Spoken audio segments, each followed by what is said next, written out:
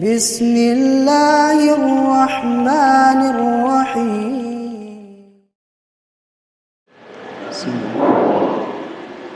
Assalamualaikum warahmatullahi wabarakatuh.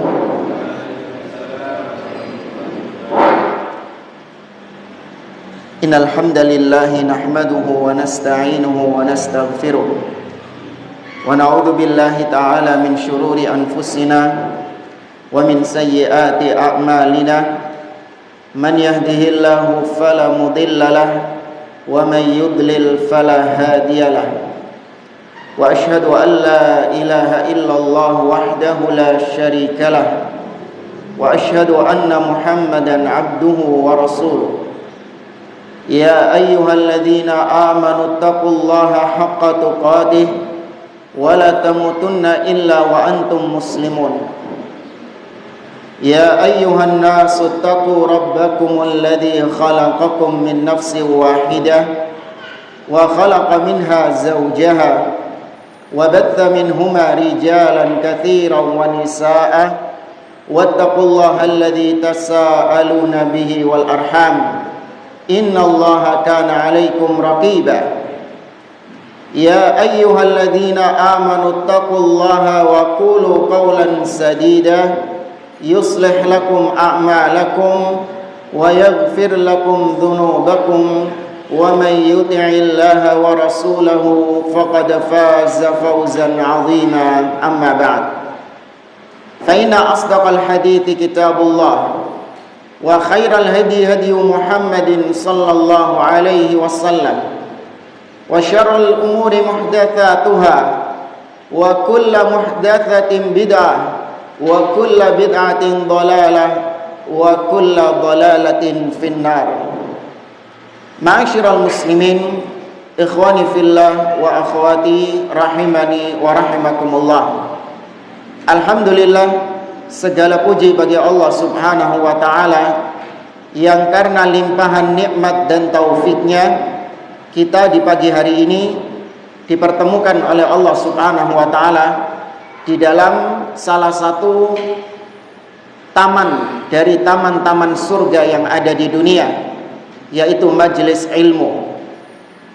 Maka kita memohon kepada Allah subhanahu wa ta'ala agar Allah azza wa jalla memberikan kepada kita ilmu yang bermanfaat dan amal-amal soleh yang diterima olehnya. Innahu huwar rahmanur rahim. Tak lupa juga salawat serta salam semoga senantiasa tercurahkan kepada Nabi sallallahu alaihi wasallam beserta seluruh keluarga beliau, istri-istri beliau, putra-putri beliau, para sahabat-sahabat beliau, dan seluruh umat beliau yang mengikuti beliau hingga akhir zaman, yang semoga kita semuanya digolongkan oleh Allah sebagai umat Nabi Muhammad sallallahu alaihi wasallam. Nabi sallallahu alaihi wasallam bersabda, la yashkurullaha man la yashkurun nas. Tidaklah bersyukur kepada Allah seseorang yang tidak berterima kasih kepada orang lain. Maka kami ucapkan jazahumullahu khairan.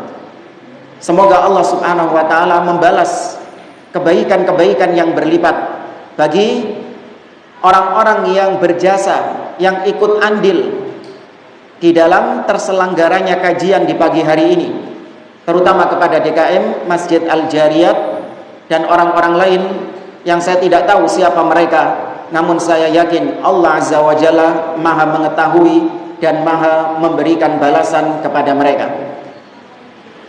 Ikhwani fillah wa akhwati rahimani wa rahimakumullah.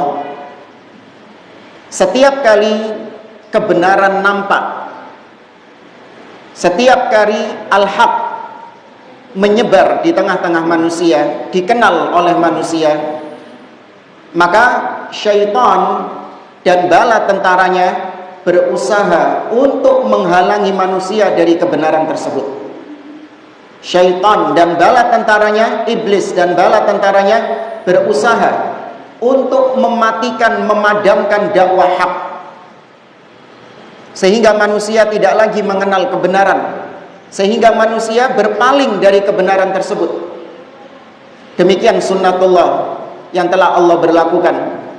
Allah Ta'ala berfirman, wa kadzalika ja'alna likulli nabiyyin aduwwan minal mujrimin. Demikianlah kami jadikan setiap nabi punya musuh-musuh dari kalangan orang-orang yang mujrim. Nanti kegigit nanti. Ke bibir terus ini. Masuk ketelan nanti airnya. Airnya megang terus. Enggak apa-apa wis.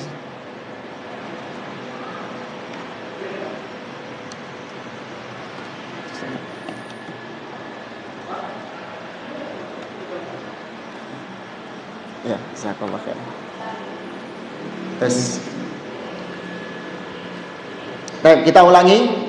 Setiap kali kebenaran nampak, maka syaitan berusaha untuk menghalangi manusia dari kebenaran tersebut.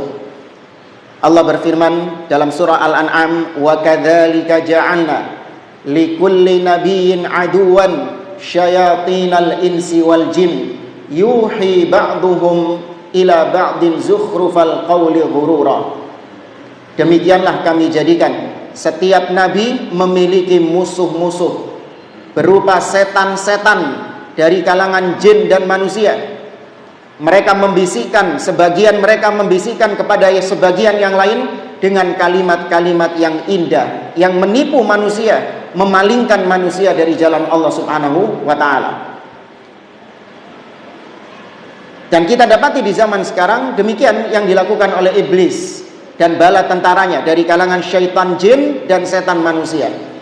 Ketika dakwah sunnah, dakwah tauhid mulai dikenal oleh kaum muslimin, dakwah tauhid, dakwah sunnah, dakwah salafiyah mulai menyebar di antara kaum muslimin, maka syaitan, iblis tidak tinggal diam.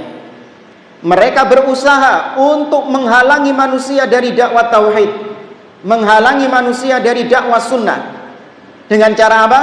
Dengan cara mereka menyebarkan syubhat, menyebarkan kedustaan-kedustaan yang mereka nisbatkan, yang mereka tuduhkan kepada dakwah salafiyah. Supaya apa? Supaya kaum muslimin memandang buruk dakwah salafiyah. Mereka tidak akan mau mengikuti dakwah salafiyah yang hak ini. Dituduh dakwah salafiyah adalah wahabi, dituduh dakwah salafiyah adalah murji'ah, ya, radikal. Dakwah salafiyah mujassimah. Dakwah salafiyah itu adalah bibit-bibit teroris katanya. Ya, dakwah salafiyah itu memecah belah umat. Dakwah salafiyah itu tidak cinta kepada Nabi SAW, anti solawat kepada Nabi SAW, dan tuduhan-tuduhan lain yang insya Allah akan kita bahas sebagiannya. Karena saking banyaknya tuduhan-tuduhan tersebut, maka nggak semuanya akan kita bahas dalam pembahasan kajian pagi hari ini. Para jamaah rahimani wa rahimakumullah, sebenarnya kajian kita ini adalah ringkasan dari apa yang disampaikan oleh Syekh Abdul Aziz Ar-Rayis hafizahullah ta'ala dengan judul Kashfus Syubuhatil Asriyah an Ad-Da'watis Salafiyah. Ada kajiannya di YouTube, ya, kalau yang bisa bahasa Arab bisa menyimak kajian dari Syekh Abdul Aziz Ar-Rayis hafizahullah ta'ala. Tapi nggak semuanya kita sampaikan, bahkan ada sebagiannya yang nggak kita sampaikan dan justru kita tambahkan, karena mengingat beberapa yang beliau sampaikan, syubhat-syubhat ahlil bid'ah yang beliau sampaikan itu nggak populer di negeri kita. Seperti misalnya, ya, ada yang tahu nggak kalau dakwah salafiyah dituduh sebagai al-jamiyah, bukan jahmiyah, bukan, dituduh sebagai jamiyah. Nggak populer kan di sini kan? Iya. Tapi kalau di Saudi sana populer. Ya, dakwah salafiyah, dai-dai yang mengajak manusia kepada al-haq, mereka dituduh jamiyah, yaitu nisbah kepada seorang ulama yang bernama Muhammad Aman Al-Jami. Ini nggak populer di sini. Ya, maka itu kita ganti dengan syubhat-syubhat yang lain. Tadi dakwah salafiyah di negeri kita dituduh memecah belah umat. Dakwah salafiyah dituduh anti solawat. Ya, dakwah salafiyah dituduh tidak mencintai Nabi SAW. Apalagi di bulan-bulan seperti sekarang. Wah, tambah kencang tuduhan dakwah salafiyah itu tidak cinta kepada Nabi SAW. Tapi sebelum kita memulai beberapa syubhat tersebut, maka kita awali terlebih dahulu dengan muqaddimah. Di sini Syekh Abdul Aziz Ar-Rayis memberikan sekitar 4 muqaddimah.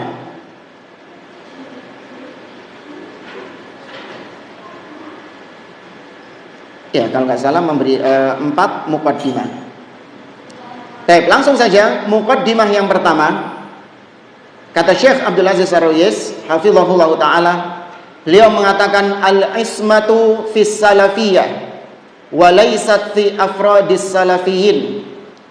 Fas salafi qad yusibu wa yukhti.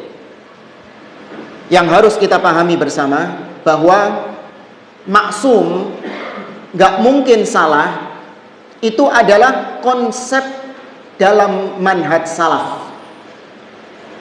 Ya, manhaj salaf itu pasti hak, pasti benar. Tidak ada kekeliruan, tidak mungkin salah. Ya, konsep salaf ini berarti kalau kita katakan konsep salaf, manhaj salaf, berarti adalah metode beragamanya Nabi dan para salaf. Akidah yang dipegang oleh Nabi dan para salaf, maka itu pasti hak, pasti benar. Tidak ada keraguan di dalamnya, tidak ada kekeliruan di dalamnya. Namun individu-individu salafiyin, orang-orang yang berada di atas manhaj salaf, bisa keliru enggak? Bisa keliru. Ya, ini nanti penting. Kalau kita paham tentang konsep ini, nanti kita akan membantah syubhat orang-orang yang menuduh kita ini mengkapling surga. Ada nggak tuduhan kayak gitu? Ya. Dakwah salaf atau salafi itu orang-orang yang suka mengkapling surga. Deetok sing paling bener. Yang selain dia dianggap sesat, dianggap salah, dianggap ahlil bidah. Ya, ini muncul statement seperti ini dari seorang dai yang katanya mantan salafi. Sudah tobat dari salafi. Ya, di Malang sana. Ya. Ya, katanya salafi itu mengkapling surga, merasa paling benar, yang lain salah. Maka kita jawab di sini bahwasanya dakwah salafiyah, manhaj salaf itu pasti benar. Adapun orang perorangannya itu bisa salah dan bisa benar.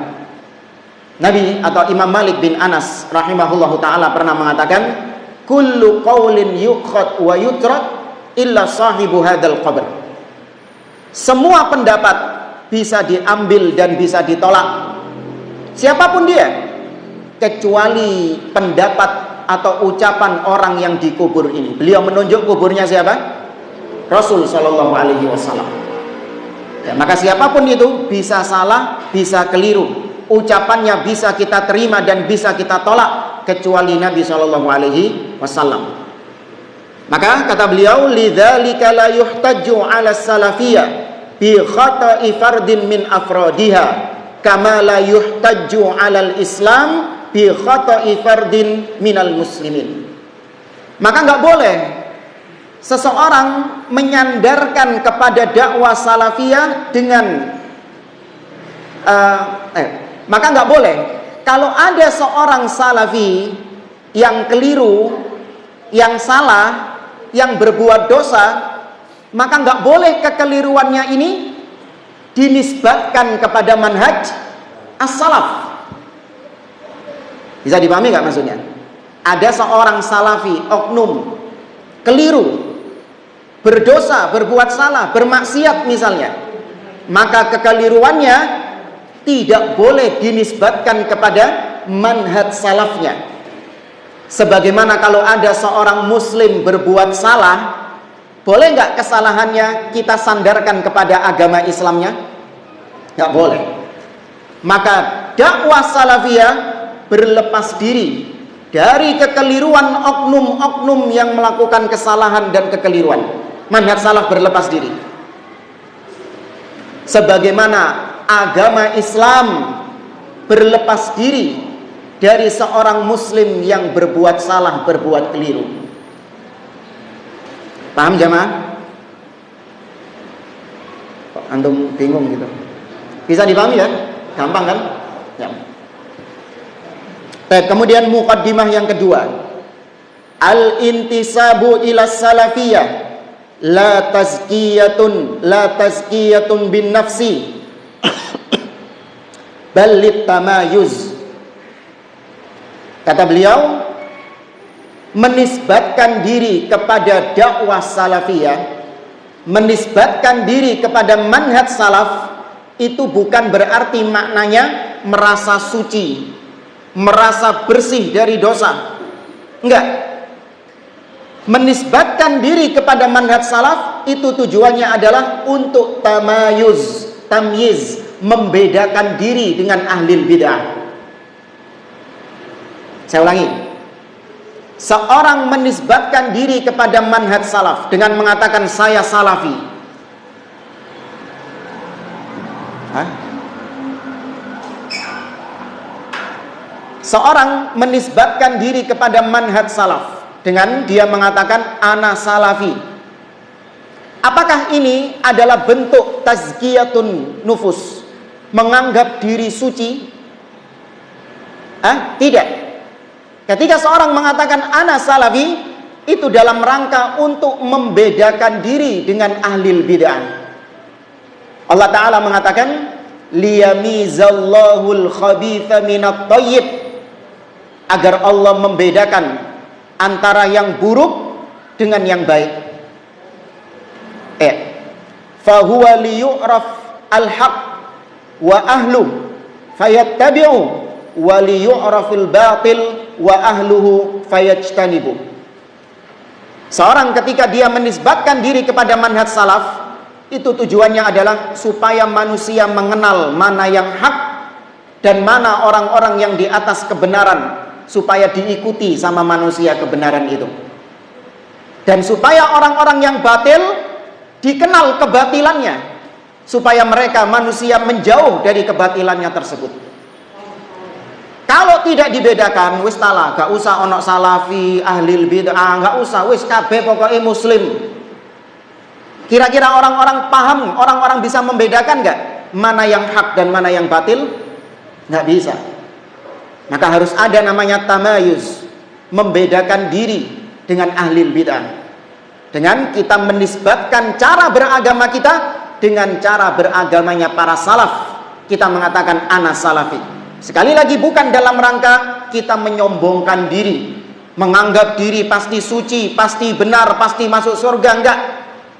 Ya, tapi sekali lagi tujuannya adalah untuk tampil beda, membedakan diri dengan ahli bid'ah. Kama anna ar-rajul intasaba ila sunnah fayaqulu ana sunni fahadha min babil ikhbar wat tamayuz. Seperti ketika seorang misalnya mengatakan saya seorang ahlus sunnah, seorang sunni. Ketika dia mengatakan saya seorang sunni, maka itu tujuannya adalah untuk mengabarkan kepada orang lain bahwa saya beragama, berpegang dengan sunnah. Tidak sebagaimana orang-orang pada umumnya beragama, mereka berpegang dengan ucapan fulan dan fulan, mereka berpegang dengan pendapat fulan dan fulan. Ana enggak, ana sunni, yaitu berpegang dengan sunnah. Ya, jadi tujuannya untuk apa tadi? Tamyiz, membedakan. Cara beragamaku gak podo ambil cara beragamamu, gitu. Seakan-akan kita mengatakan demikian. Baik, kemudian yang ketiga, muqaddimah yang ketiga, kashfus syubuhat an da'watil haq wajibun 'alal ulama wa tullabil ilm wa ghairihim. Membantah syubhat, menyingkap syubhat. Apa syubhat ini? Perkara yang samar-samar. Ya, kayak tadi kita dituduh apa tadi bisa nyebutkan?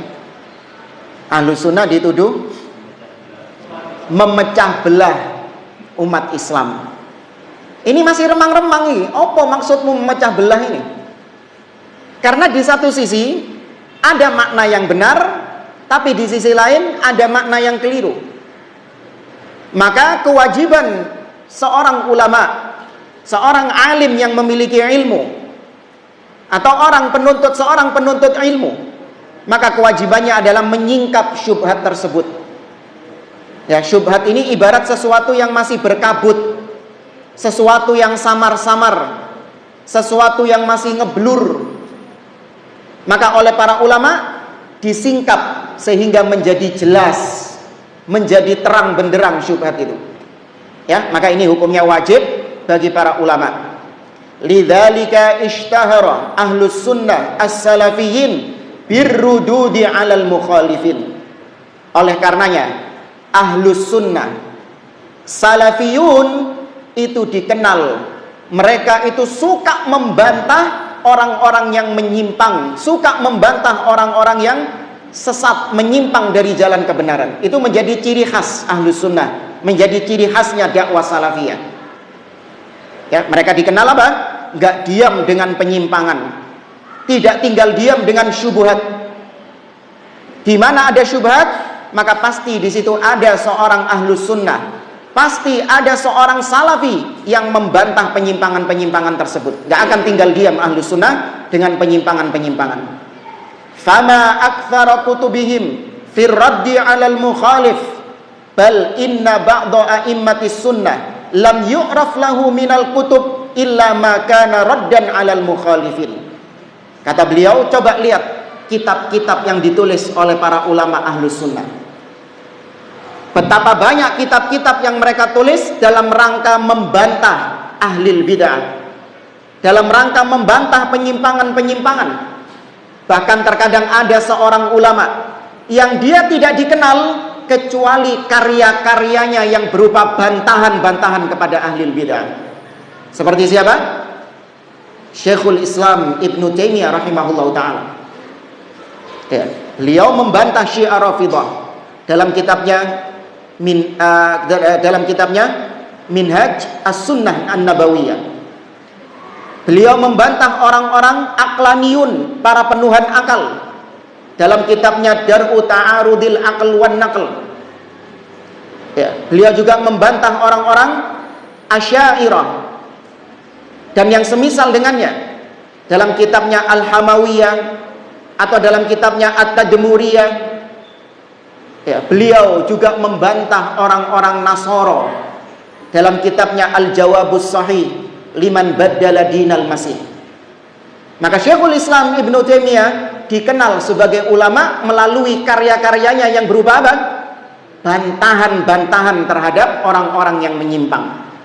Ya, itu jangan heran, itu sudah menjadi ciri ahlus sunnah.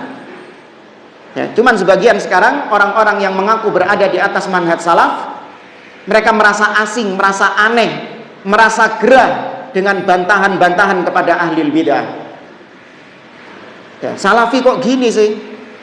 Perasaan salafi nggak kayak gini. Oh, salafi nggak nuruti perasaanmu. Ya. Selama ini kemana saja engkau? Dakwah salafiyah dari dulu dikenal sebagai bantahan-bantahannya yang tajam kepada ahlul bid'ah. Ini nggak bisa dirubah. Sampai kapanpun ini ciri dakwah salafiyah. Kal Imam Utsman bin Sa'id Ad-Darimi.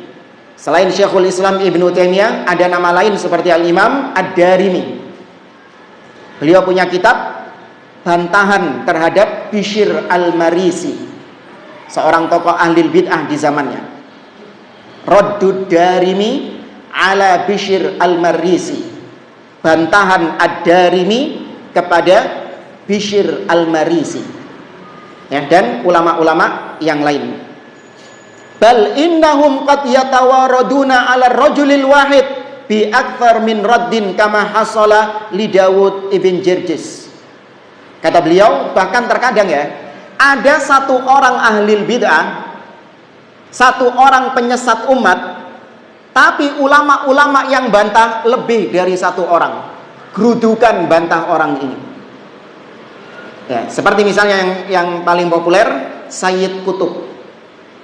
Saya tanya kepada antum, siapa saja ulama yang membantah Sayyid Qutb?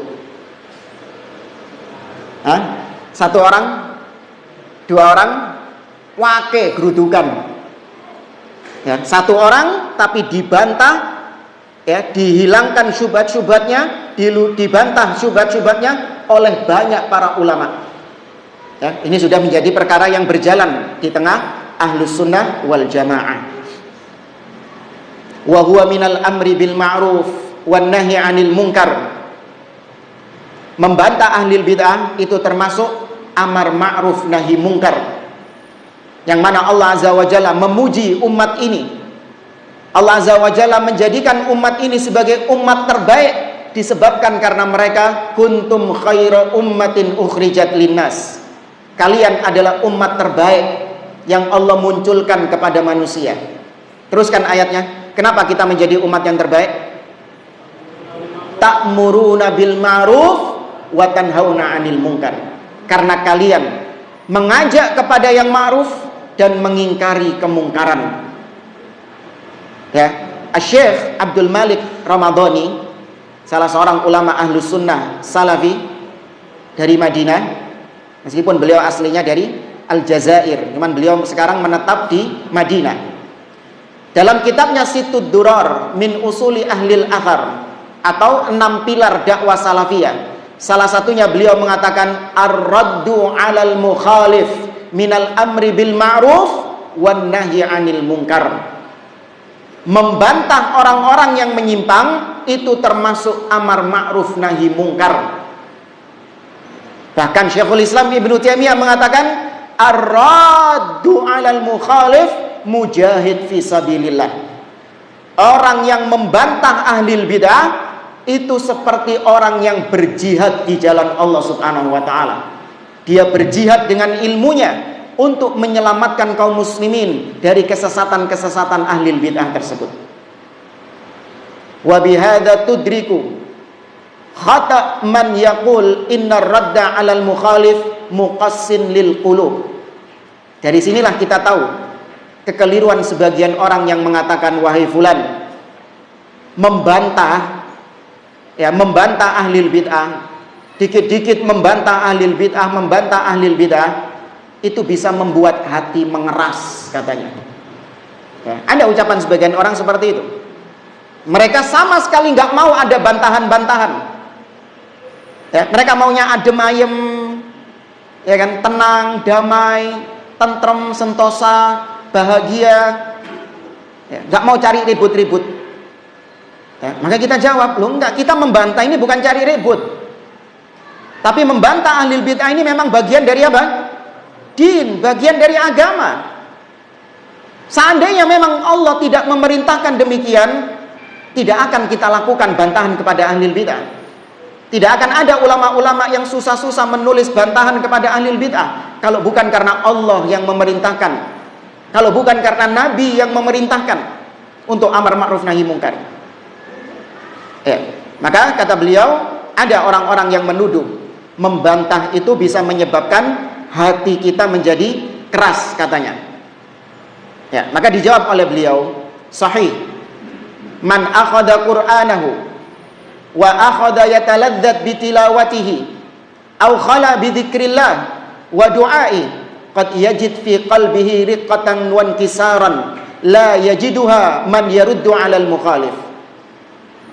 Memang benar kalau kita bandingkan dengan ibadah, ya, seperti seorang dia di tengah malam berdoa kepada Allah Subhanahu wa taala, beristighfar kepada Allah, di tengah malam dia sholat malam, kemudian menangis, beristighfar, bertaubat kepada Allah. Ini dia akan mendapati hatinya semakin lembut. Ya. Kelembutan ini memang tidak didapatkan ketika dia sedang membantah ahli bid'ah. Ya. Sebagaimana kata beliau, seorang yang berjihad di jalan Allah, seorang yang menghunuskan pedangnya kepada orang kafir, ya, seorang yang menghunuskan pedangnya kepada musuh-musuh Allah, lakin hadal mujahid khairun mimman iktasara ala hadhil ibadatil fardiyah. Coba antum bandingkan antara orang yang berjihad dengan orang yang sholat malam. Kira-kira yang melembutkan hati itu yang mana? Yang berjihad dengan pedangnya, atau yang melaksanakan sholat malam, berdoa sampai guguk-guguk, nangis-nangis? Yang melembutkan hati yang mana? Yang sholat malam. Tapi apakah sholat malam lebih afdol daripada jihad? Mana yang lebih afdol? Jihad. Ya, maka nggak ada kaitannya. Wah, ini melembutkan hati. Kalau membantah itu nggak melembutkan hati. Loh, terus kenapa? Ditinggalkan gitu? Tidak. Ya, kadang ada orang-orang yang sukanya itu tadi lembut-lembut itu. Ini memang syubhatnya lelembut. Ya, bahkan barometer sebagian orang, ya, naudzubillah, mereka menganggap adalah dakwah yang hak itu adalah dakwah yang bisa membuat kita menangis. Ana kalau dengarkan ceramahnya fulan, tidak berasa air mata tidak berasa mata saya menitikkan air mata. Ya, karena yang dibahas di situ adalah tentang apa? Tazkiyatun nufus, mengingatkan kita tentang neraka, mengingatkan kita tentang akhirat, mengingatkan kita tentang alam barzah, tentang dosa-dosa kita, sehingga nggak sadar ketika kita ikut kajian itu mata kita berlinang air mata. Dia menjadikan standar nangis itu sebagai kebenaran. Ini yang benar. Berbeda dengan kajian-kajian yang isinya membedah syubhat. Gak nangis sampean. Iya kan? Anak sing nangis lah. Iya, gak nangis sampean. Terus kesimpulannya gimana? Berarti yang benar ini yang nangis. Ini dakwah yang benar. Kalau yang membedah syubhat, membantah syubhat, gak barai nangis, berarti ini gak benar katanya. Karena dakwah yang benar itu yang bikin nangis. Ya, maka saran kita, kalau gitu caranya, nanti saya minta sama takmir, masjidnya dikasih bawang semuanya. Cek ya bang, cek nangis. Nah, ini gimana? Ini rusak ini. Barometer dakwah adalah dengan cara apa? Dilihat menangis atau tidaknya. Dari mana barometer seperti itu? Ada waktunya kau menangis. Iya, kita nggak mengingkari itu. Harus hati kita menangis atas dosa-dosa kita. Naam. Kita teringat dengan dosa-dosa kita, dengan maksiat-maksiat yang kita lakukan.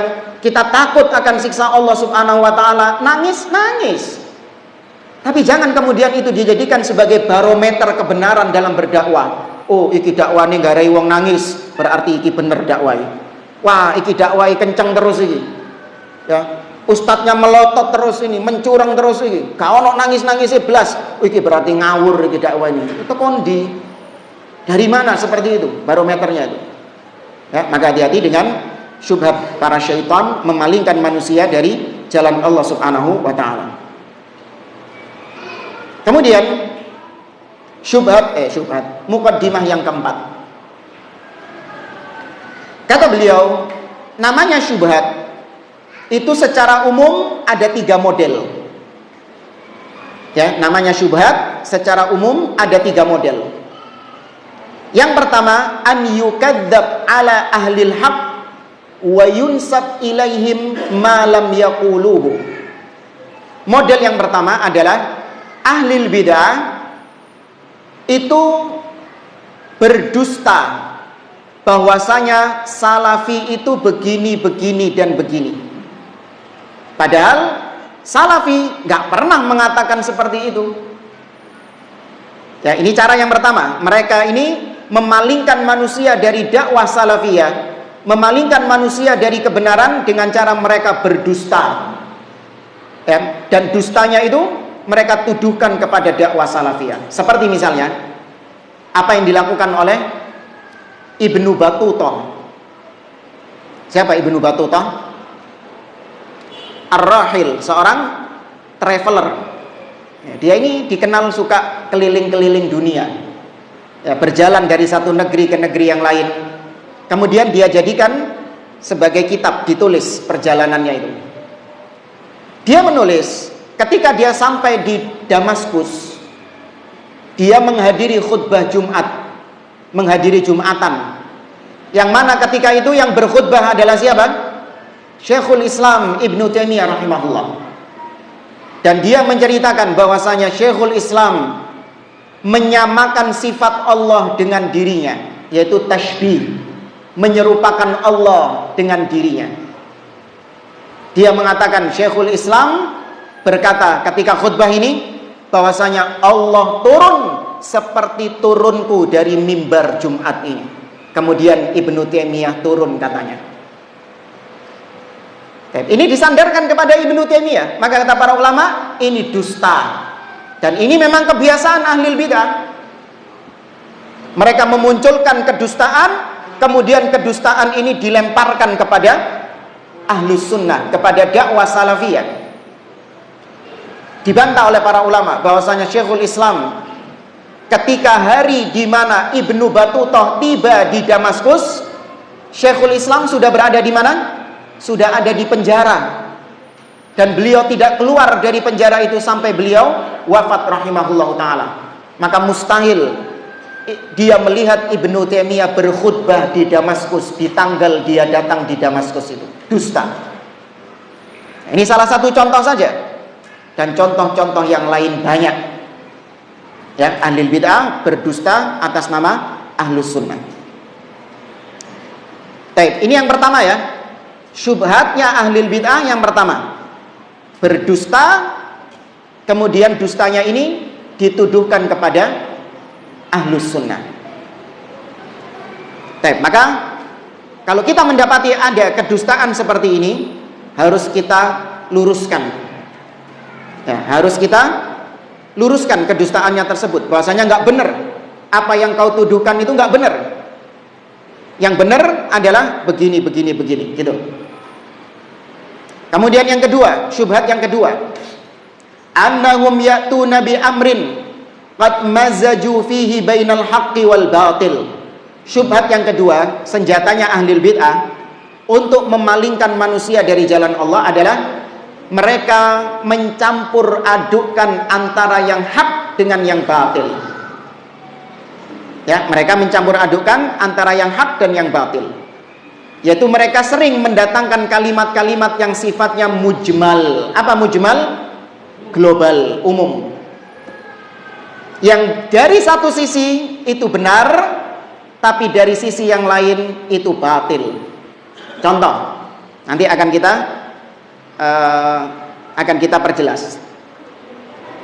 Ahlus sunnah itu dituduh oleh mereka sebagai mujassimah. Ya, ahlus sunnah dituduh sebagai mujassimah. Apa maksudnya mujassimah? Menjisimkan Allah, menjasmanikan Allah. Bahwasanya Allah itu berjasmani, gitu. Maka ini kalimat mujmal. Apa yang kau maksud dengan mujassimah itu? Maka kalau kita mendapati kalimat seperti ini dilayangkan oleh ahli bid'ah kepada dakwah salafiyah, maka cara kita adalah dengan kita minta perinciannya. Opo karepmu? Apa maksudmu ahlus sunnah itu, salafi itu mujassimah? Rincikan, pretelono. Ya.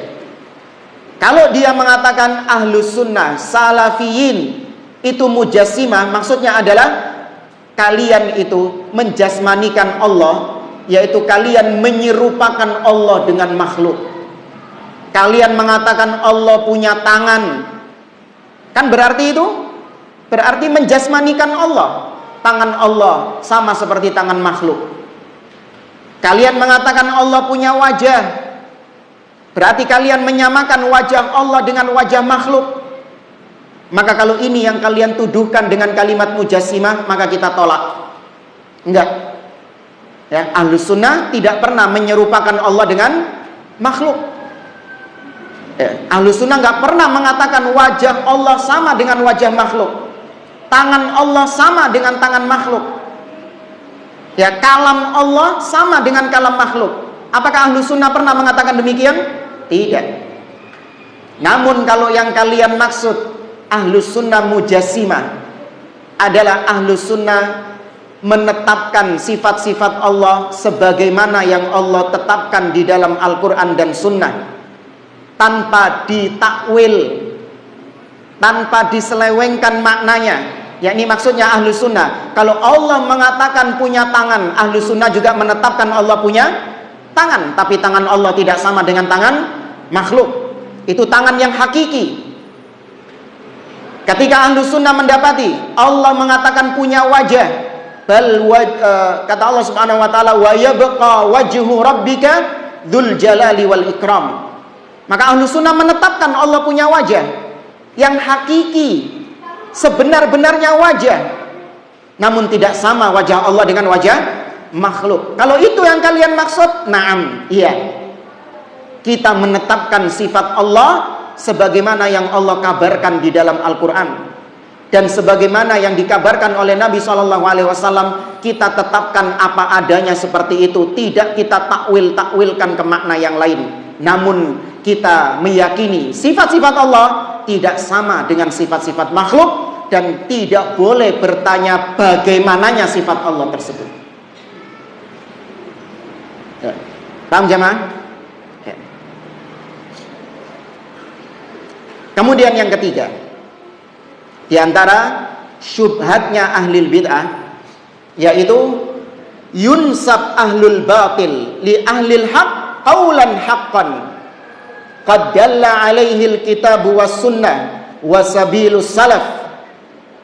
Terkadang ahlul bid'ah itu, mereka itu menuduh ahlus sunnah dengan tuduhan yang benar, ya, dengan tuduhan yang benar. Tapi yang mereka inginkan adalah supaya ahlus sunnah ini terpojokkan. Contoh, ahlul bid'ah menuduh kita ini orang-orang yang apa istilahnya, tunduk sama penguasa. Ya, penjilat. Ya, kalau penjilat itu tuduhan dusta sih sebenarnya. Benar ucapannya gitu loh. Apa misalnya? Selain penguasa. Ya, ahlus sunnah mendengar dan taat kepada pemimpin. Ahlus sunnah mengharamkan demonstrasi. Ya, salafi mengharamkan demonstrasi, menganggap bahwasanya demonstrasi adalah perbuatannya khawarij. Ahlul bid'ah bilang gitu, nyebarin info kayak gitu. Jadi mereka nulis judul, salafi mengharamkan demonstrasi. Baik, ini ucapan yang hak atau batil? Hak. Ini ucapan yang hak. Mereka tuduhkan kepada kita. Tujuannya apa? Untuk supaya kita dibully sama orang-orang awam.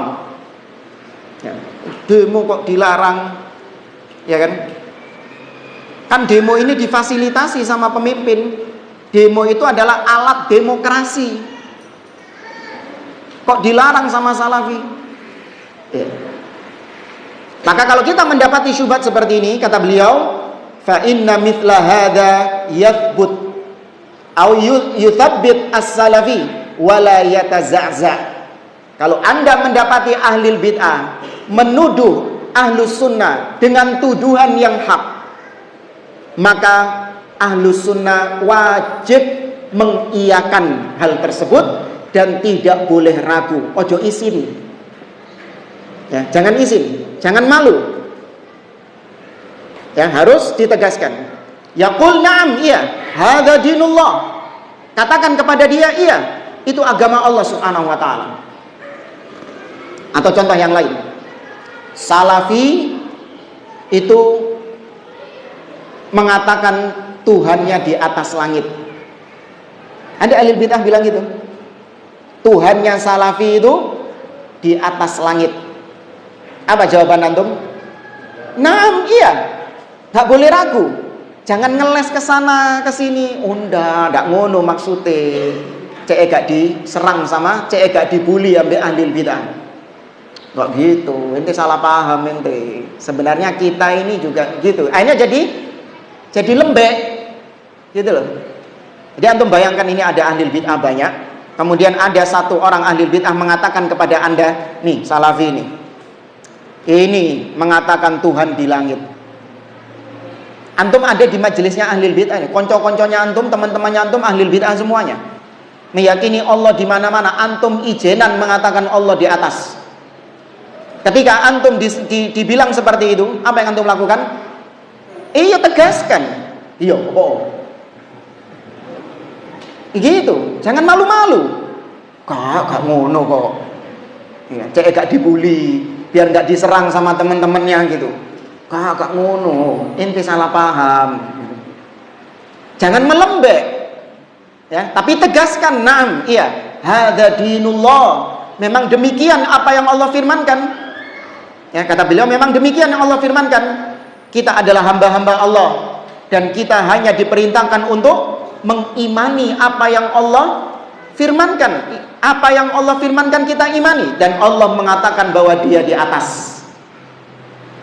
Nah, kata beliau, banyak di antara kaum muslimin, ya, banyak di antara kaum muslimin, ba'dun nas qad zalla fi hadha wa akhta'a khata'an kabiran. Hatta innahu lamma dhahaba ila biladil gharb arada an yakhruja lahum dinan mutamayyi'an yunasibu ahlal gharb. Sebagian orang ketika mereka mau berangkat menuju negeri-negeri kafir, pergi ke Eropa, maka tiba-tiba seorang muslim ini merubah gaya berislamnya dengan gaya berislam yang apa? Yang lembek. Gaya berislam yang gaya berislam yang lembek. Tujuannya apa? Untuk mencari ridho orang-orang kafir tersebut. Ya. Misalnya nih, kita datang ke negeri kafir. Kemudian kita di negeri kafir itu, tonggo-tonggonya kita, tetangga-tetangganya kita, teman-teman kita, ini orang-orang kafir semua. Mereka mengatakan kepada kita, nih muslim ini, ya, selain Islam, kata dia kafir, masuk neraka. Antum dibilang gitu sama orang-orang kafir, maka bagaimana jawaban antum? Iya, memang demikian, itu yang Allah firmankan. Jangan antum kemudian menampilkan agama yang kemenyek, yang lembek, supaya antum mendapatkan ridho orang kafir tersebut. Oh, enggak gitu. Enggak, sebenarnya kita ini toleransi, kita memandang semua agama sama. Saya sendiri belum tentu dijamin surga. Ya. Nah, ini sama, kalau tadi sama ahli bid'ah, yang ini sama orang kafir. Ya, maka sekali lagi harus ats-tsabat. Ya, tegaskan kebenaran tersebut bagaimanapun resikonya. Nah, jamaah rahimani wa rahimakumullah. Sekarang kita masuk beberapa syubhat-syubhat. Ya, beberapa syubhat-syubhat yang dilontarkan oleh ahli bidah. Ini sampai jam berapa? 12. Sampai jam 11. Jam 10. Buyar, setengah 11. Baik. Syubhat yang pertama. Syubhat ini datang dari orang-orang liberal dan yang satu spesies dengan mereka, yaitu mereka mengatakan innakum raj'iyun wa harfiyun wa ashabu awraqi safra. Wahai salafi, wahai salafiyun, kalian ini adalah orang-orang yang terbelakang, orang-orang yang mengajak manusia kepada kemunduran. Ya, ahlu sunnah itu dituduh mengajak manusia kepada kemunduran, gak mau modern. Karena orang-orang liberal ini menampakkan Islam yang apa? Modern. Kan gitu kan gembar-gembornya mereka kan. Islam kita ini Islam yang modern, Islam yang sekarang. Nah, salafi ini ngejak mundur mana ke zaman Nabi. Kita ada di abad ke-15 Hijriah. Ya, kita sudah zaman modern. Sama salafiyin Umat Islam sekarang dijak mundur maneh ke abad pertama Hijriah. Kita dituduh menolak modernisasi katanya. Pernah dengar? Ya. Maka dijawab oleh beliau, hadza lafdzun mujmal. Ini kalimat yang global juga ini. Ya, ini tuduhan yang global, kalimat yang global. Mal maksud birraj'i? Apa yang kalian maksud dengan umat yang mundur? Kalian menuduh salafiyin sebagai umat yang mundur. Aturid annana mutamassikuna bi kitabin qadim wa sunnatin qadimah ala fahmi salafi qudama. Apakah yang kalian maksud kita ini umat yang mundur hanya gara-gara kita berpegang dengan Al-Quran yang memang sudah lama diturunkan oleh Allah, atau dengan sunnah yang memang sudah lama ya dipegang oleh Nabi SAW, diucapkan oleh Nabi SAW, dan kita berpegang dengan pemahaman para salaf? Salaf artinya apa? Yang terdahulu. Apakah gara-gara ini kalian menuduh kita sebagai umat orang-orang yang mundur, yang mengalami kemunduran? Sebagian mengatakan lucu, kita ini orang-orang kafir sudah ke bulan, ya kan? Ini salafi ini masih saja membicarakan bid'ah, membicarakan tauhid, ngomongin syirik, ya kan? Ngomongin tentang sifat-sifat Allah Subhanahu wa taala. Orang-orang kafir sudah pada ke bulan, ini salafi ngejak mundur, gak mau berpikir maju, ya kan? Orang-orang kafir sudah pada canggih, kita umat Islam malah diajak mundur sama salafi, ngobrolin tauhid, ngobrolin syirik. Maka kita jawab, biarkan orang-orang kafir ke bulan, nek perlu budalo nang bulan kabeh. Ya. Karena kalau umat Islam kemana? Surga, ke jannah. Ya.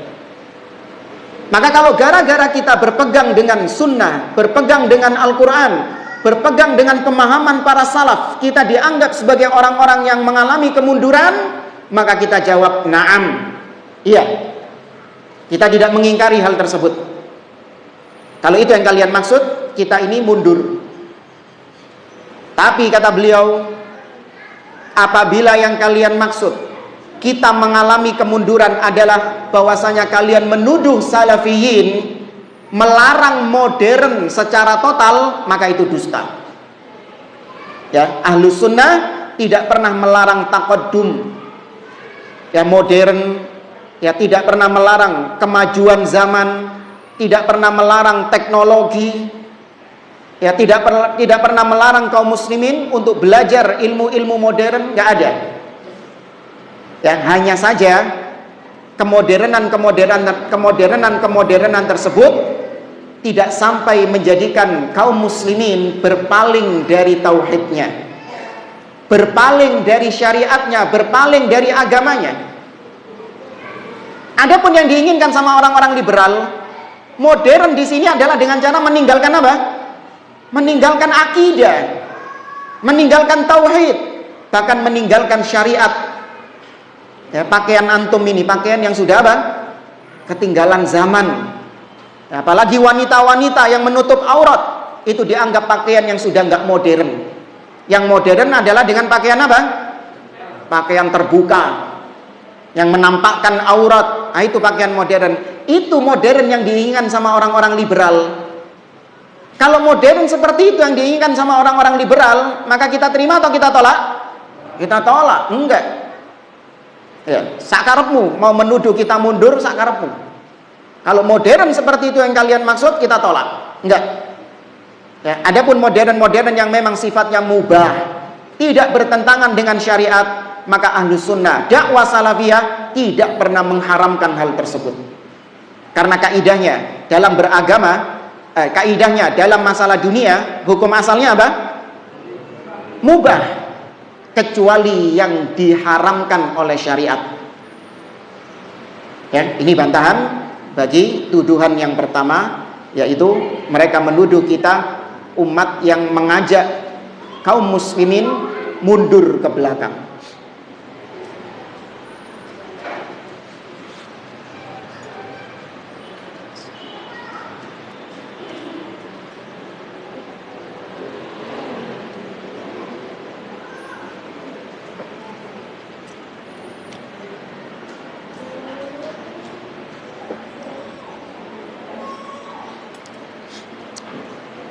Kemudian yang kedua, mereka mengatakan syubhat yang kedua, mereka menuduh Ahlus Sunnah innakum ahadiyut tawajjuh ma baina aswad wa abyad.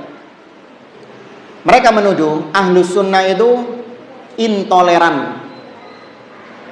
Ya, istilahnya Ahlus Sunnah ini saklek, nggak mau menerima perbedaan-perbedaan. Apa yang mereka anggap benar, maka itu benar. Yang selain itu mereka anggap menyimpang, mereka anggap salah, mereka anggap sesat. Maka kita jawab, ini juga ucapan yang global. Apa yang kalian maksud Ahlus Sunnah itu tidak menerima perbedaan? Apakah maknanya yang pertama, Ahlus Sunnah tidak menerima perbedaan dalam masalah-masalah ijtihad? Maka kalau itu yang kalian maksud, maka itu dusta. Ahlus Sunnah toleransi dalam perbedaan-perbedaan yang sifatnya apa? Ijtihadiyah. Betul nggak jamaah? Nah, Ahlus Sunnah toleransi. Seperti perbedaan antara mazhab Hanafi dengan mazhab Maliki, dengan mazhab Syafi'i, dengan mazhab Hambali. Ahlus Sunnah toleransi dengan perbedaan-perbedaan seperti ini. Ya. Ahlus Sunnah menganggap bahwasanya perbedaan dalam masalah-masalah cabang agama seperti ini, maka orang yang menyelisihinya itu harus kita hormati pendapatnya. Tidak boleh kita katakan pendapatnya sesat atau bahkan mengeluarkan dia dari Ahlus Sunnah. Nggak boleh. Dari sini ucapan Imam Syafi'i rahimahullah yang sering disalahgunakan oleh sebagian orang. Imam Syafi'i pernah berkata, qauli shawab yahtamilul khata wa qaulu ghairi khata yahtamilus shawab. Kata Imam Syafi'i, pendapatku benar tapi bisa jadi salah. Pendapat selainku salah tapi bisa jadi benar. Nah, ini pendapat ucapan Imam Syafi'i ini sering digoreng sama orang-orang. Tuh, Imam Syafi'i itu toleransi. Ojo ngerasa bener dewe. Ya kan? Jadilah orang-orang seperti Imam Syafi'i. Lihat Imam madhab, ulama-ulama madhab Syafi'i gak pernah menyesat-nyesatkan ulama madhab Maliki. Demikian juga sebaliknya, ulama-ulama madhab Maliki gak pernah menyesat-nyesatkan, membid'ah-bid'ahkan ulama Hambali dan yang lainnya. Maka kita jawab, salah tempat. Jangan menyamakan perbedaan madhab dalam perbedaan dalam masalah cabang dengan perbedaan-perbedaan dalam masalah usul, dalam masalah prinsip.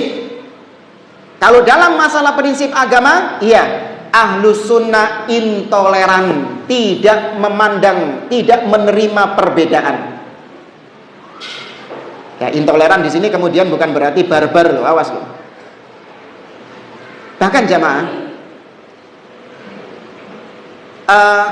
ketidaktoleransian Ahlus Sunnah dalam masalah usul, dalam masalah prinsip agama, itu terkadang diwujudkan dengan cara menghukum ahlil bid'ah tersebut. Seperti yang dilakukan oleh siapa? Ahlus Sunnah tidak menerima perbedaan dalam masalah usul, dalam masalah prinsip. Kalau ada yang berbeda, terkadang Ahlus Sunnah, ya terkadang Ahlus Sunnah yang tidak, terkadang sikap Ahlus Sunnah kepada yang berbeda dalam masalah usul, terkadang dengan hukuman, dihukum pelakunya. Ini tentu khusus buat siapa yang bisa menghukum? Penguasa. Seperti siapa? Umar Ibn Khattab ketika menghukum siapa? Bukan, pencuri kan maksiat. Ini ada orang yang menyesatkan, dipukul sama Umar Ibn Khattab dengan pelepah kurma sampai bercucuran darah mukanya. Siapa nama orangnya? Sobir bin Islin. Ya, pakai sod. Sobir pakai gha. Ghain. Sobir ibn Islin. Dia ini suka menebarkan syubhat. Maka sama Khalifah Umar Ibn Khattab dihukum dengan cara dipukul kepalanya sampai berdarah-darah, CE metu syubhati. Dan ternyata tobat dia dari penyimpangannya. Ya. Kenapa? Karena Umar nggak menerima perbedaan dalam masalah ini, nggak toleransi dalam masalah ini. Maka bagi penguasa dihukum. Kemudian juga seperti yang dilakukan oleh seorang gubernur yang bernama Khalid bin Abdullah Al-Qasri. Ketika hari raya Idul Adha, dia menghukum siapa? Nggak, gurune Jaham bin Safwan. Naam, barakallahu fiik. Ja'ad ibn Dirham.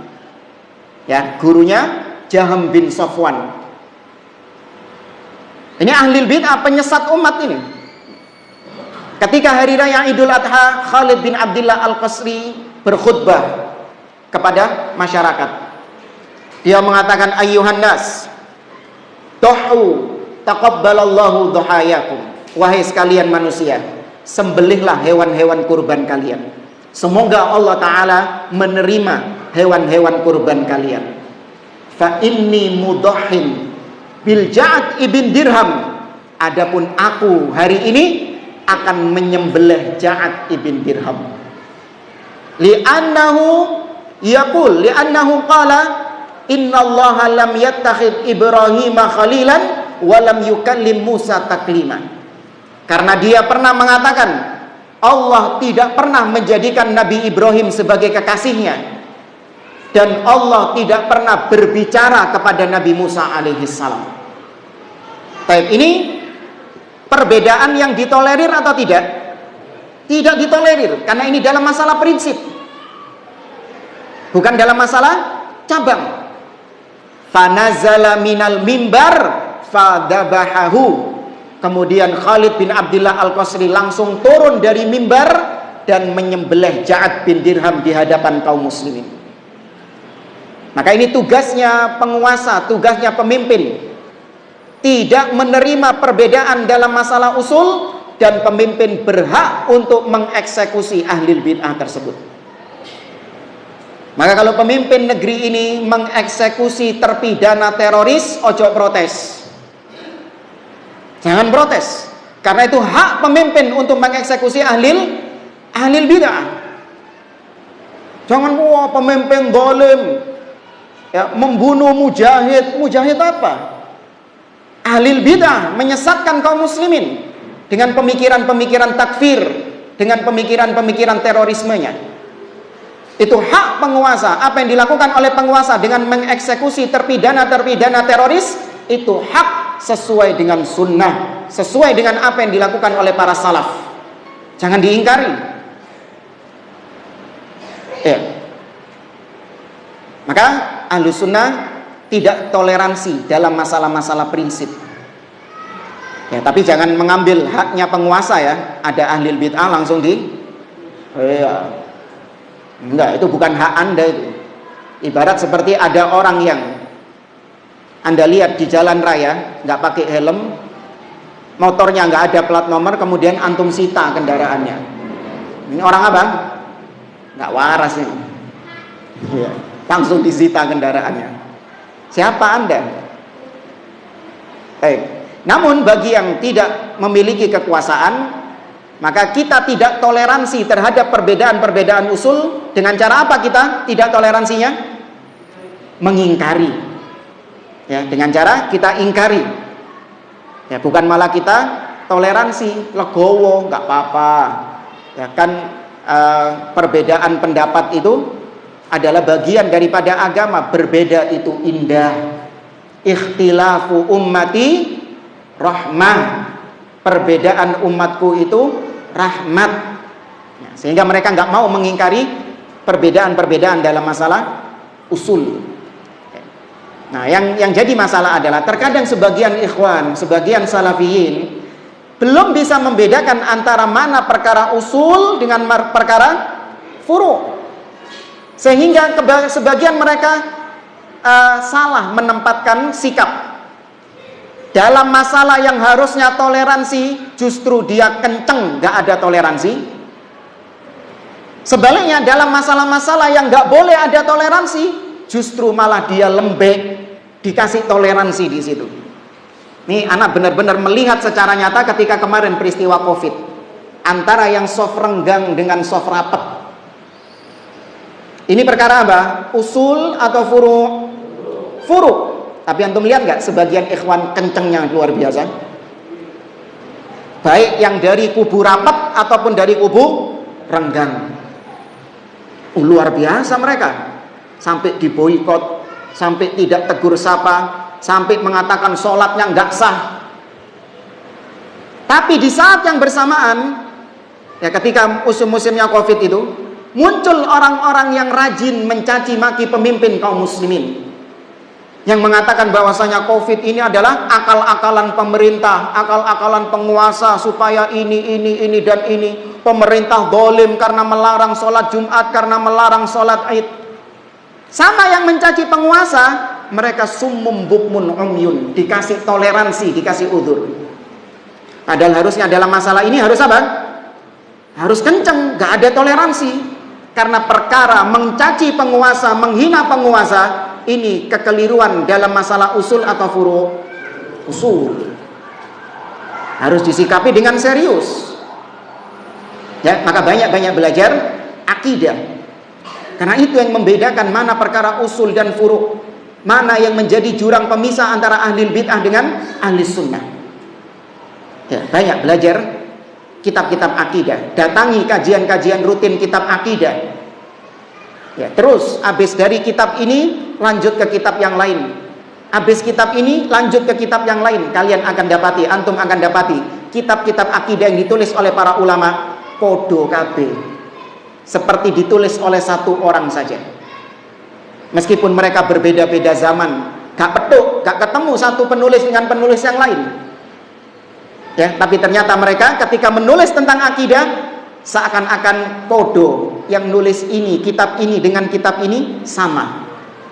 Ya, karena demikian akidah ahli sunnah wal jamaah. Beda sama akidahnya ahli bid'ah. Kalau akidahnya ahli bid'ah, dari kalangan satu saja ahli bid'ah, dari kalangan Asy'ariyah misalnya, antum dapati kitab mereka antara penulis yang satu dengan penulis yang lain beda. Makanya ada Asy'ariyah mutaqaddimin dan ada Asy'ariyah mutaakhirin. Ada Asy'ariyah belakangan dan ada Asy'ariyah yang sekarang. Akidahnya beda. Ya. Baik. Kemudian yang ketiga, di antara syubhat ahli bid'ah bahwasanya mereka menuduh ahlu sunnah dan para ulama-ulama ahli sunnah dengan orang-orang yang jahil terhadap fikih waqi'. Ya, salafiyun dituduh jahil, nggak paham tentang fikih waqi'. Ada yang tahu apa fikih waqi'? Hah? Fikih kontemporer, kurang tepat.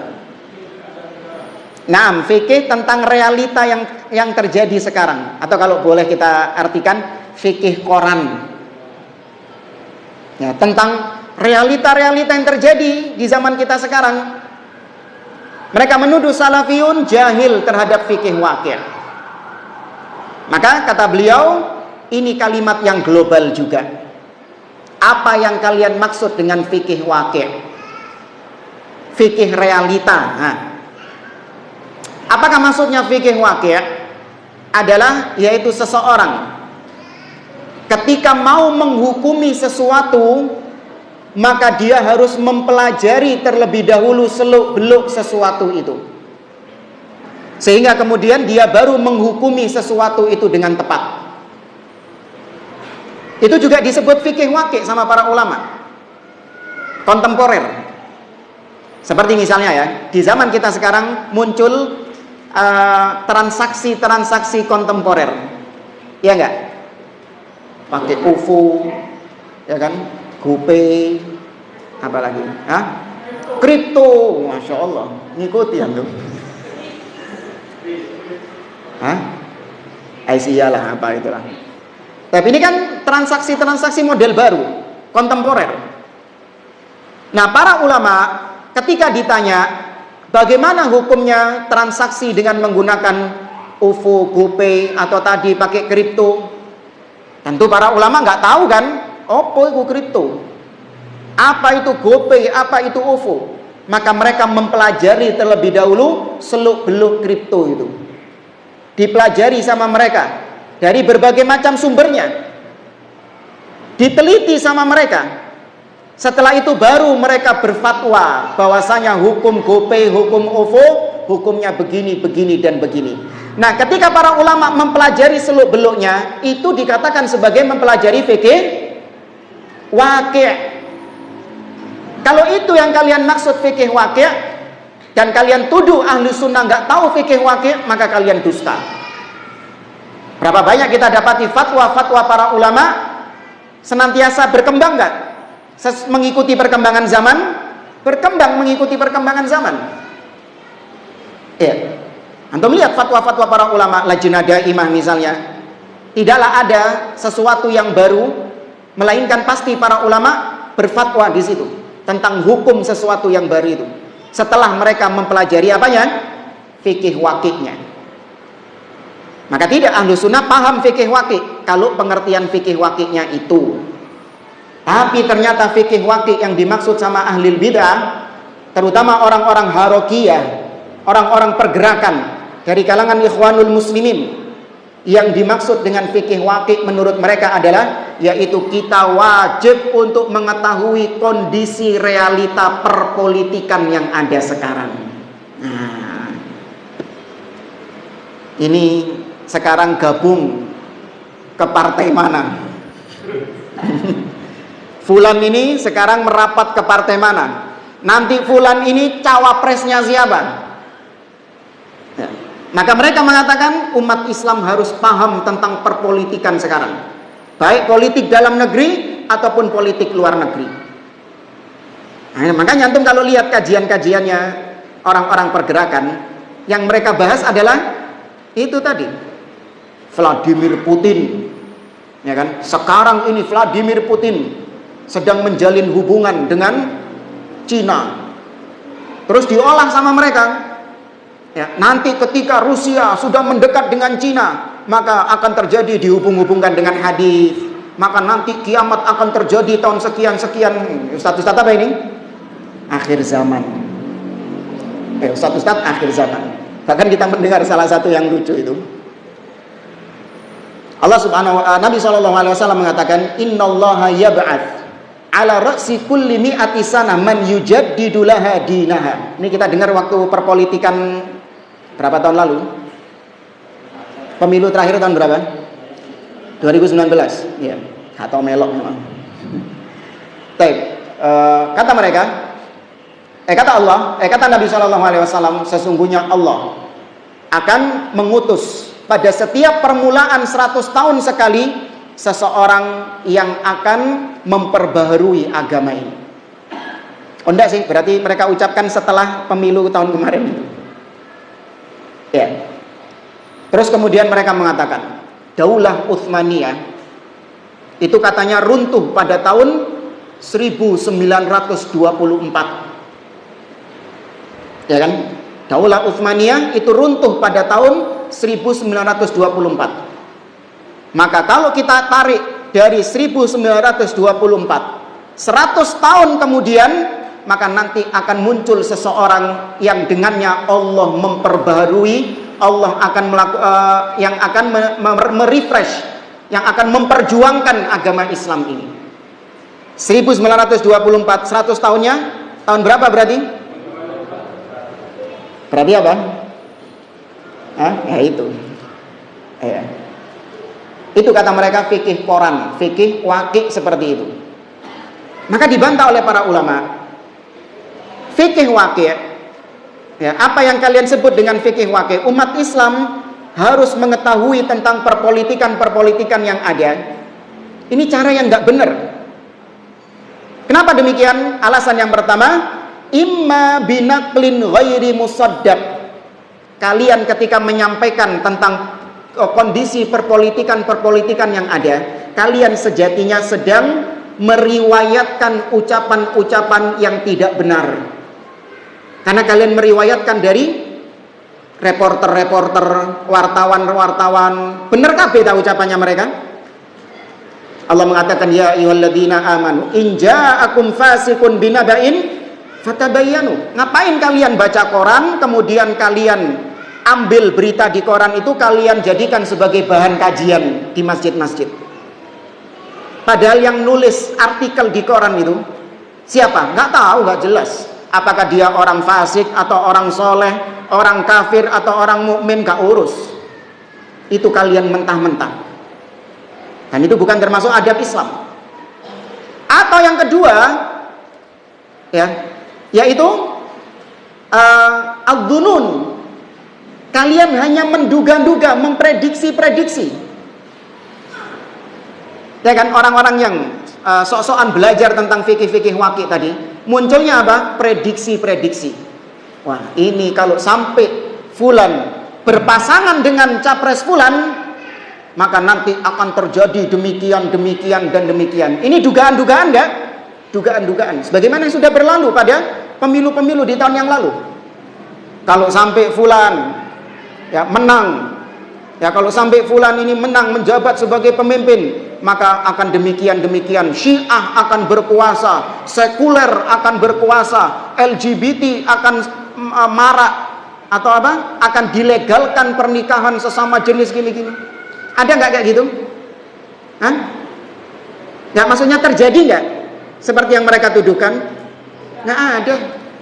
Itu dugaan-dugaan. Nabi SAW mengatakan, iyyakum wadh-dhon, fa inna dhanna akdzabul hadits. Hati-hati kalian dengan dugaan-dugaan. Karena dugaan-dugaan itu adalah sedusta-dustanya ucapan. Ya, ada lagi yang lebih heboh.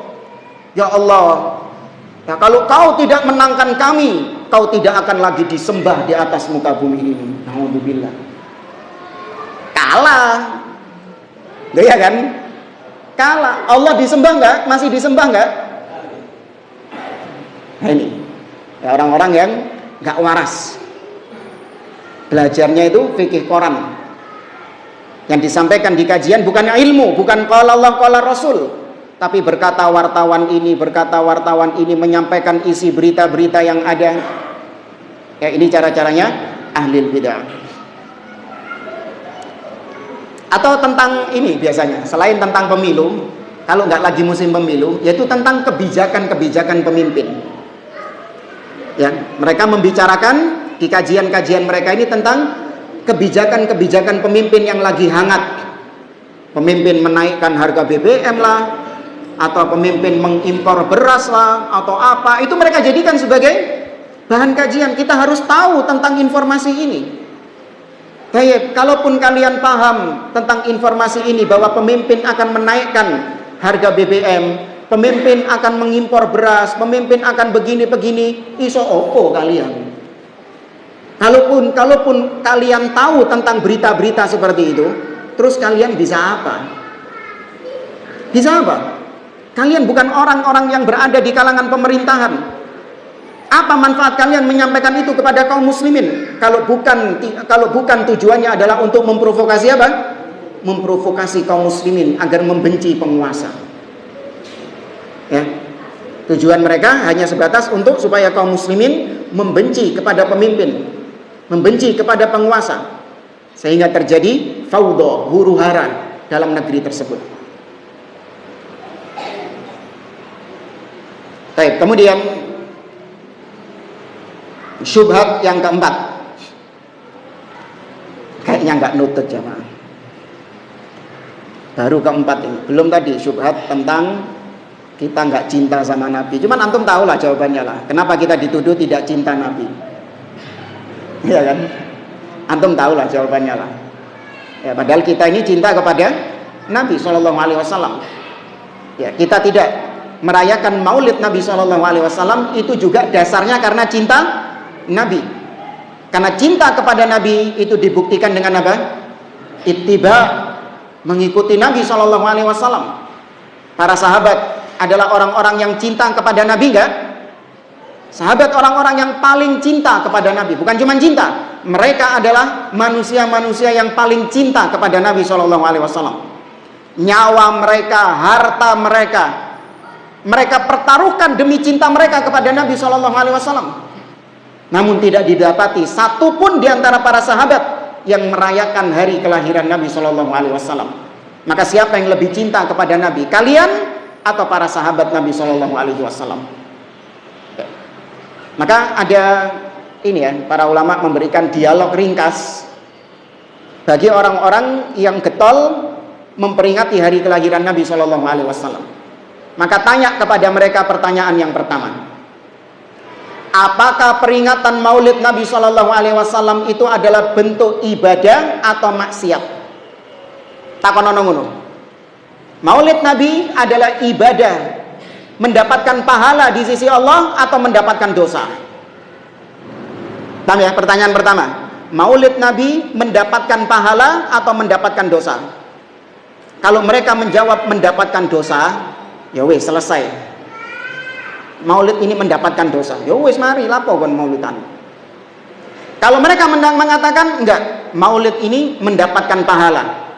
Karena Maulid ini adalah ibadah, ketaatan kepada Allah Subhanahu wa taala. Baik, lanjut pertanyaan kedua. Apakah Nabi Shallallahu Alaihi Wasallam tahu kalau itu adalah ibadah kepada Allah Subhanahu Wa Taala? Atau Nabi Shallallahu Alaihi Wasallam nggak tahu kalau itu ibadah?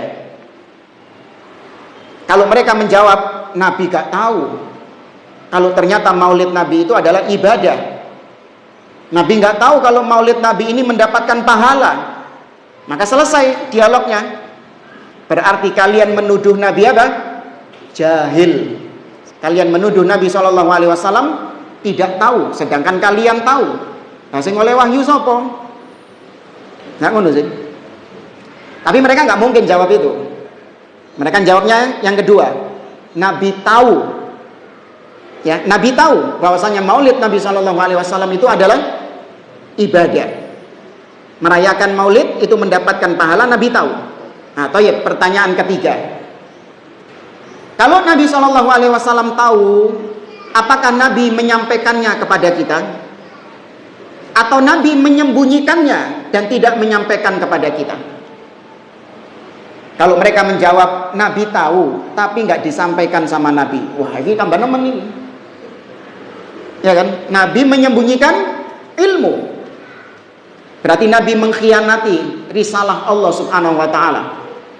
Dan Allah kok menurunkan firman-Nya, al-yauma akmaltu lakum dinakum. Hari ini telah aku sempurnakan bagi kalian agama kalian.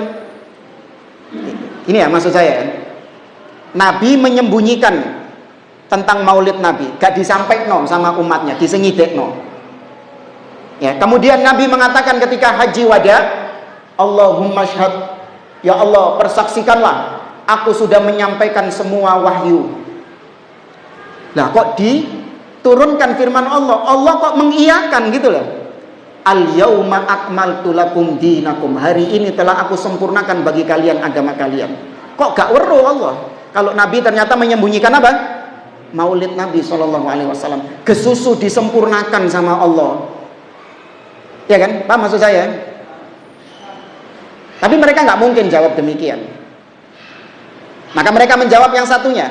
Nabi tahu dan Nabi menyampaikannya kepada umatnya. Nah, baru kemudian kita tanya kepada dia, hatu burhanakum in kuntum shadiqin. Bawakan bukti kalian kalau kalian itu benar-benar jujur dalam ucapan kalian. Mereka tidak akan bisa mendatangkan buktinya. Jangan langsung tanya dalil. Kalau antum langsung dalilnya apa? Oh, mereka bisa mendatangkan kepada antum ribuan dalil. Jangan langsung tanya dalil, tapi ikuti alurnya tadi. Kalau antum tanya dalil, mereka akan bawakan misalnya Allah Subhanahu wa taala berfirman bahwa Nabi itu adalah rahmatan lil alamin. Wa ma arsalnaka illa rahmatan lil alamin. Tidaklah kami mengutusmu wahai Muhammad kecuali engkau adalah rahmat bagi semesta alam. Dan kita diperintahkan untuk bergembira dengan rahmat Allah. Qul bi fadlillahi wa bi rahmatihi fabidzalika falyafrahu huwa khairun mimma yajma'un. Katakanlah, dengan karunia dari Allah dan dengan rahmat dari Allah, maka dengan itu kalian hendaklah bergembira. Tuh.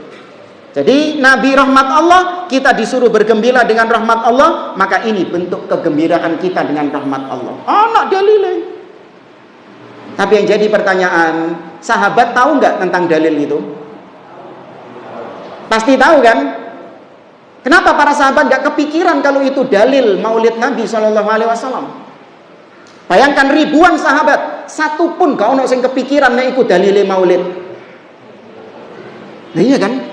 Akankah sahabat kalau menemukan kita di zaman sekarang, kaum muslimin di zaman sekarang yang merayakan maulid, akankah mereka mengatakan satu dengan yang lain, iya yo, gak kepikiran awak dhewe mbiyen yo. Iya kan? Abu Bakar mengatakan kepada Umar, gak kepikiran awak dhewe. Lapo wae kon niku nek biyen niku. Gak kepikiran. Kalah sama orang-orang zaman sekarang. Iya kan? Akankah seperti itu?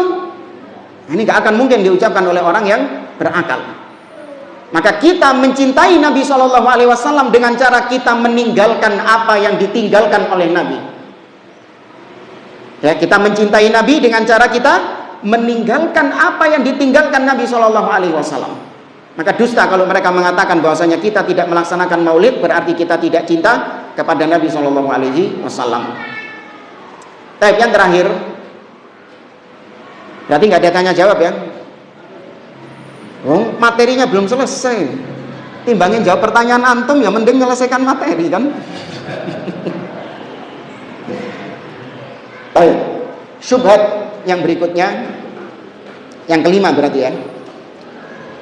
Kalian wahai ahlus sunnah, wahai salafiyun, kalian adalah penjilat, penguasa. Kalian orang-orang yang hulu, berlebih-lebihan dalam mentaati pemimpin. Oke, maka kita jawab, apa yang kalian maksud dengan kita ini berlebih-lebihan dalam mentaati pemimpin? Kalau yang kalian maksud bahwasanya kita ini mentaati pemimpin meskipun itu dalam kemaksiatan, maka itu dusta. Ya, ahlus sunnah hanya mentaati pemimpin dalam yang ma'ruf, yang bukan maksiat. Nabi SAW mengatakan, kata Nabi SAW, man ra'a min amirihi syai'an yakrahuhu falyasbir. Barang siapa yang melihat kemungkaran dari pemimpinnya, maka hendaklah dia bersabar. Fa innahu man faraqal jama'ata shibran. Barang siapa yang memisahkan diri dari pemimpin kaum muslimin, famata, kemudian dia mati, mata mitatan jahiliyah, maka dia mati sebagaimana matinya orang-orang jahiliyah, enggak punya pemimpin, memisahkan diri dari pemimpin. Nabi SAW juga mengatakan, alal mar'il muslim as-sam'u wa ta'ah fima ahabba wa kariha. Wajib bagi setiap muslim dia mendengar dan taat kepada pemimpin, baik perintah yang dia sukai ataupun perintah pemimpin yang tidak dia sukai. Ada perintah-perintah pemimpin yang enggak kita sukai. Contoh, kenaikan harga BBM. Hawa nafsu kita suka apa enggak? Enggak suka. Tapi Nabi mengatakan tetap taati. Kapan kita enggak taat sama pemimpin? Illa an yu'mara bi maksiyah. Kecuali kalau pemimpin memerintahkan kepada kemaksiatan. Fa in umira bi maksiyah fala sam'a wala ta'ah. Kalau pemimpin memerintahkan kepada maksiat, maka tidak boleh mendengar dan tidak boleh taat. Maka kalau kalian menuduh kita taat kepada pemimpin, hulu, berlebih-lebihan dalam taat kepada pemimpin, sampai pemimpin memerintahkan yang maksiat kita juga nurut, maka kalian dusta. Ahlus sunnah gak pernah demikian. Ya, tapi ada Ustaz teman saya yang katanya salafi gitu. Nah itu tadi, balik ke mukadimah tadi. Kalau ada kekeliruan dari oknum salafi, maka manhaj salafnya terbebas. Kemudian syubhat yang keenam, ahlus sunnah salafiyun. Ya, tadi kalian itu adalah orang-orang yang mengkapling surga, sok paling benar, yang lain dianggap salah, dianggap keliru, dianggap sesat. salah satunya yang populer itu tadi dari mantan salafi. Baik, maka dijawab. Tadi sebenarnya sudah kita jawab sebagian. Ahlus sunnah salafiyun mengatakan bahwa kita ketika mengatakan manhaj salaf yang paling benar, selain manhaj salaf itu batil, maka yang sedang kita tegaskan adalah jalannya, metode beragamanya Nabi dan para sahabat itu pasti benar.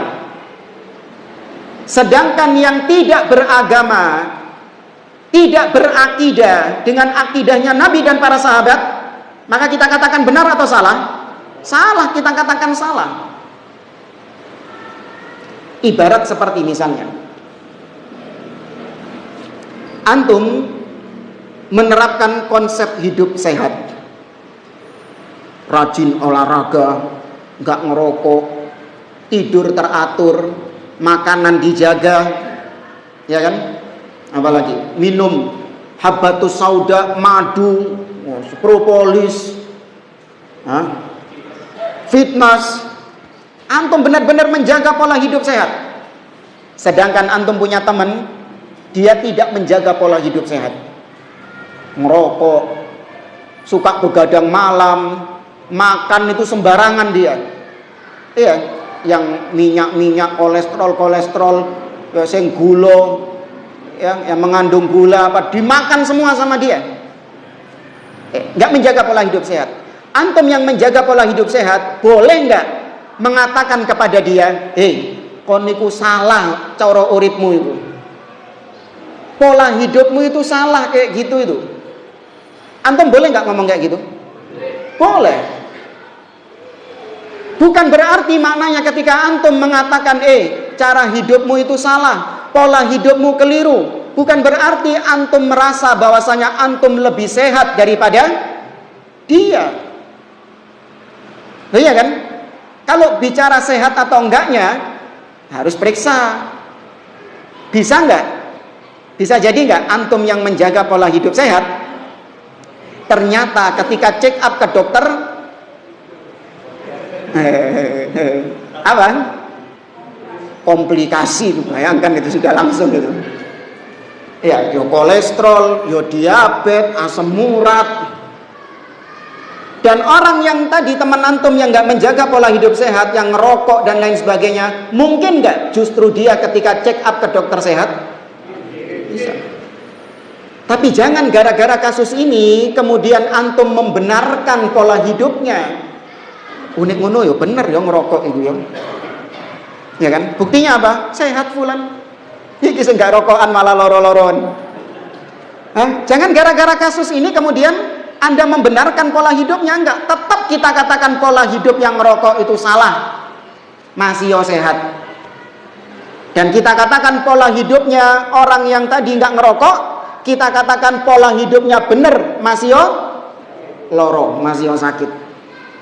Nah demikian juga ahlus sunnah dengan ahlul bidah. Seorang yang benar-benar berakidahkan ahlus sunnah, dia meyakini poin-poin akidah ahli sunnah, meyakini Allah di atas, mendengar dan taat kepada pemimpin kaum muslimin, ya kemudian tidak gegabah mengkafirkan individu-individu muslim dan lain sebagainya dari perkara akidah, maka kita katakan dia berada di atas jalan yang hak, jalurnya sudah benar. Adapun fulan, ya dia punya penyimpangan-penyimpangan, dia menganggap pemimpin yang ada sekarang itu kafir, nggak boleh didengar dan ditaati. Ya, dia menganggap bahwasanya tidak ada namanya syafaat di hari kiamat misalnya. Dia tidak meyakini Allah di atas, tapi dia meyakini Allah di mana-mana. Maka kita katakan dia salah atau benar? Salah, keliru, menyimpang, sesat ente ini. Tapi urusan neraka, ya, boleh nggak kita vonis? Nggak bisa. Bisa jadi yang kita vonis sesat tadi, dia berangkat dari ketidaktahuan. Oh iya kan? Yang kita katakan sesat tadi itu mungkin karena dia nggak tahu. Diampuni nggak sama Allah? Diampuni, mungkin belum sampai ilmu kepada dia. Dan justru orang yang tadi meyakini Allah di atas, ya, yang meyakini nama-nama dan sifat-sifat Allah, menetapkan nama-nama dan sifat-sifat Allah, justru selama ini dia riya. Ya kan? Selama ini dia hanya untuk mencari apa? Popularitas misalnya. Maka nggak akan diterima sama Allah Subhanahu wa taala. Justru dia yang masuk neraka. Tapi jangan gara-gara kasus ini kemudian kita katakan si ahli bid'ah tadi itu benar, sedangkan si ahli sunnah ini apa? Salah, keliru. Ya, maka sekali lagi ketika kita mengatakan fulan menyimpang, fulan ahli bid'ah, jangan kau duduk di majelisnya fulan. Ketika kita mengatakan demikian, bukan berarti kita menganggap kita lebih baik daripada fulan yang sedang kita tahdzir itu. Enggak. Kita hanya menjelaskan jalannya dia salah. Jangan mengikuti jalannya dia. Ya, tapi ikutilah jalannya para salaf. Karena jalan para salaf itu pasti benar, sedangkan jalannya dia itu jalan yang salah. Adapun kita individu-individunya nggak ada jaminan pasti surga. Bisa dipahami jamaah? Sebenarnya masih banyak poin-poin syubhat yang dilontarkan oleh ahli bid'ah, tapi ya itu tadi, syubhatnya ahli bid'ah itu seperti lautan tak bertepi. Ono wae, Bu. Ya, ada saja nanti tuduhan-tuduhan kepada ahlus sunnah. Ya, maka seharusnya ahlus sunnah membentengi dirinya dengan akidah, dengan manhaj yang hak, sehingga ada syubhat-syubhat demikian tidak menjadikan seorang ahlus sunnah, seorang sunni salafi tergoyahkan akidahnya. Iya yo, nek dipikir-pikir salafi iki ngawur tibakno yo. Ngono. Itu kayak yang tobat itu. Bayangkan seorang ustadz ya, yang dia mengaku belajar langsung dari Syekh Muhammad bin Shalih Al Utsaimin sampai pada titik derajat demikian. Tobat dari manhaj salaf, tobat jadi salafi. Kalau orang seperti dia saja bisa seperti itu, apalagi orang-orang seperti kita. Ya, apalagi orang-orang seperti kita. Maka hidayah itu mahal. Ya, dijaga, minta kepada Allah Azza wa Jalla agar ditetapkan kita di atas manhaj yang hak ini sampai kita diwafatkan oleh Allah Subhanahu wa taala dan dijauhkan dari segala macam syubhat-syubhatnya ahli bidah. Wallahu taala a'lam. Ya, Bang. Lewat di sana. Nah, ini ada pertanyaan yang masuk. Sebelumnya para jamaah sekalian dipersilakan untuk mempersiapkan pertanyaan, bisa menulis atau lewat grup WA yang ada di Masjid Al-Jaliyah. Tambah banyak nanti.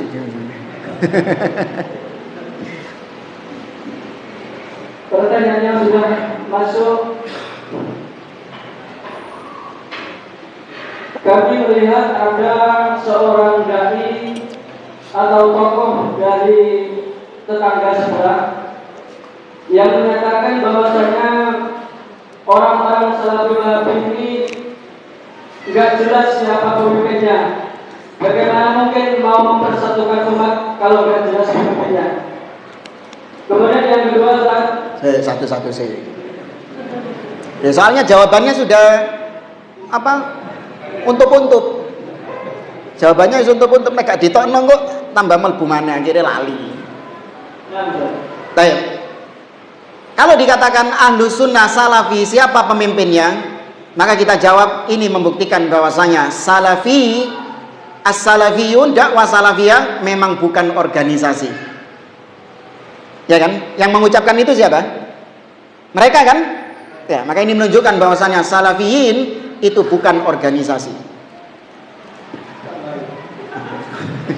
Jazakallah khair. Entek tambah mana kopi di sana insyaallah. Ini semakin menunjukkan bahwasanya Ahlus Sunnah memang bukan organisasi. Gak ada pemimpinnya, kemudian wakilnya, bendaharanya, sekretarisnya seperti Islam Jamaah. Ya, antum kalau ikut manhaj salaf disuruh baiat sama siapa antum? Baiat dakwah salafiyah hanya kepada siapa baiat jadi dia berikan? Kepada pemimpin, kepada ulil amri. Tapi kalau ahli bid'ah enggak, baiatnya kepada imam-imam mereka, ya kepada syekh-syekh mereka, kepada tuan guru mereka, itu pemimpinnya. Ya, kalaupun dikatakan siapa pemimpin tertinggi dakwah salafiyah, maka kita jawab panutan tertinggi dakwah salafiyah, pemimpin yang kita ikuti tindak tanduknya, kita contoh, kita teladani hanya siapa? Rasul sallallahu alaihi wasallam. Ya, itu kalau kita mau menjawab siapa pemimpinnya salafiyin, maka Rasulullah sallallahu alaihi wasallam. Kemudian kalau tadi dikatakan bagaimana bisa mempersatukan umat, maka kita jawab, ini juga termasuk diantara syubhat itu, karena kita dituduh memecah belah.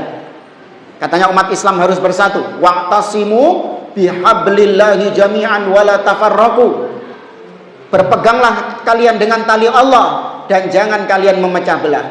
Kita salafiyin dituduh memecah belah karena kita rajin mengkritik ahlul bidah. Kita rajin membantah syubhat-syubhatnya ahlul bidah. Kita dianggap orang-orang yang gemar memecah belah. Maka kita jawab, kita menyatukan kaum muslimin. Kita mau bersatu dengan kaum muslimin kalau persatuan itu di atas apa? Di atas tauhid, di atas akidah yang sahihah. Baru kita bersatu.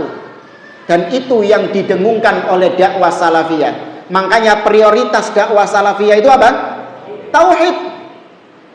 Ya, kata para ulama, tauhid dengan dakwah tauhid itu bisa menjadikan tauhidul kalimah. Dengan kalimatut tauhid maka akan terwujud tauhidul kalimah. Nah, saya ulangi, ini ungkapan yang bagus dari para ulama. Dengan kalimat tauhid maka akan terwujudkan tauhidul kalimah. Ya, dengan menjadikan Allah sebagai satu-satunya yang disembah, maka akan terwujud persatuan kalimat kaum muslimin. Ya, akan terwujud persatuan kaum muslimin yang hakiki. Ini persatuan yang diinginkan oleh salafiyin. Bukan persatuan hanya sebatas kumpul-kumpul. Wis pokoknya kumpul, yang penting pakai dress code putih-putih semuanya. Ya, kumpul saja, mau dari Syiahnya, mau dari Sufinya, ya, mau dari orang-orang Mu'tazilah, mau dari Jahmiyah, yang penting kita bersatu. Enggak, ini persatuan ala-ala jahiliyah. Sebagaimana dahulu orang-orang musyrikin Quraisy, mereka bersatu dengan orang-orang Yahudi. Padahal secara akidah, sama enggak akidahnya orang Yahudi sama orang musyrik? Enggak sama. Cuman mereka bersatunya gara-gara punya musuh yang sama, yaitu Nabi SAW. Itu ketika perang apa? Ahzab, ketika perang Khandaq. Koalisi, perang koalisi itu. Itu istilah-istilah mereka itu. Ya, bersatunya Yahudi dengan orang-orang musyrikin. Apa yang terjadi? Apakah persatuan ini persatuan yang kokoh? Enggak. Ya, karena bukan persatuan akidah. Allah katakan tahsabuhum jami'an wa qulubuhum syatta. Kalian mengira mereka bersatu, tapi hati mereka, akidah mereka bercerai-berai. Akhirnya cakar-cakaran karepe dhewe. Ya, antum baca sejarah perang Khandaq. Cakar-cakaran karepe dhewe. Nah, itulah persatuan yang bukan di atas tauhid, persatuan yang bukan di atas akidah yang sahihah, maka akan bercerai-berai. Itu bukan persatuan hakiki, dan kita nggak mau persatuan-persatuan seperti itu. Ya. Hanya kemarin waktu rame-rame umat Islam bersatu, berapa juta kemarin? Hah? Nggak, berapa juta kemarin? Katanya semua kumpul, katanya dari kalangan ini, dari kalangan ini.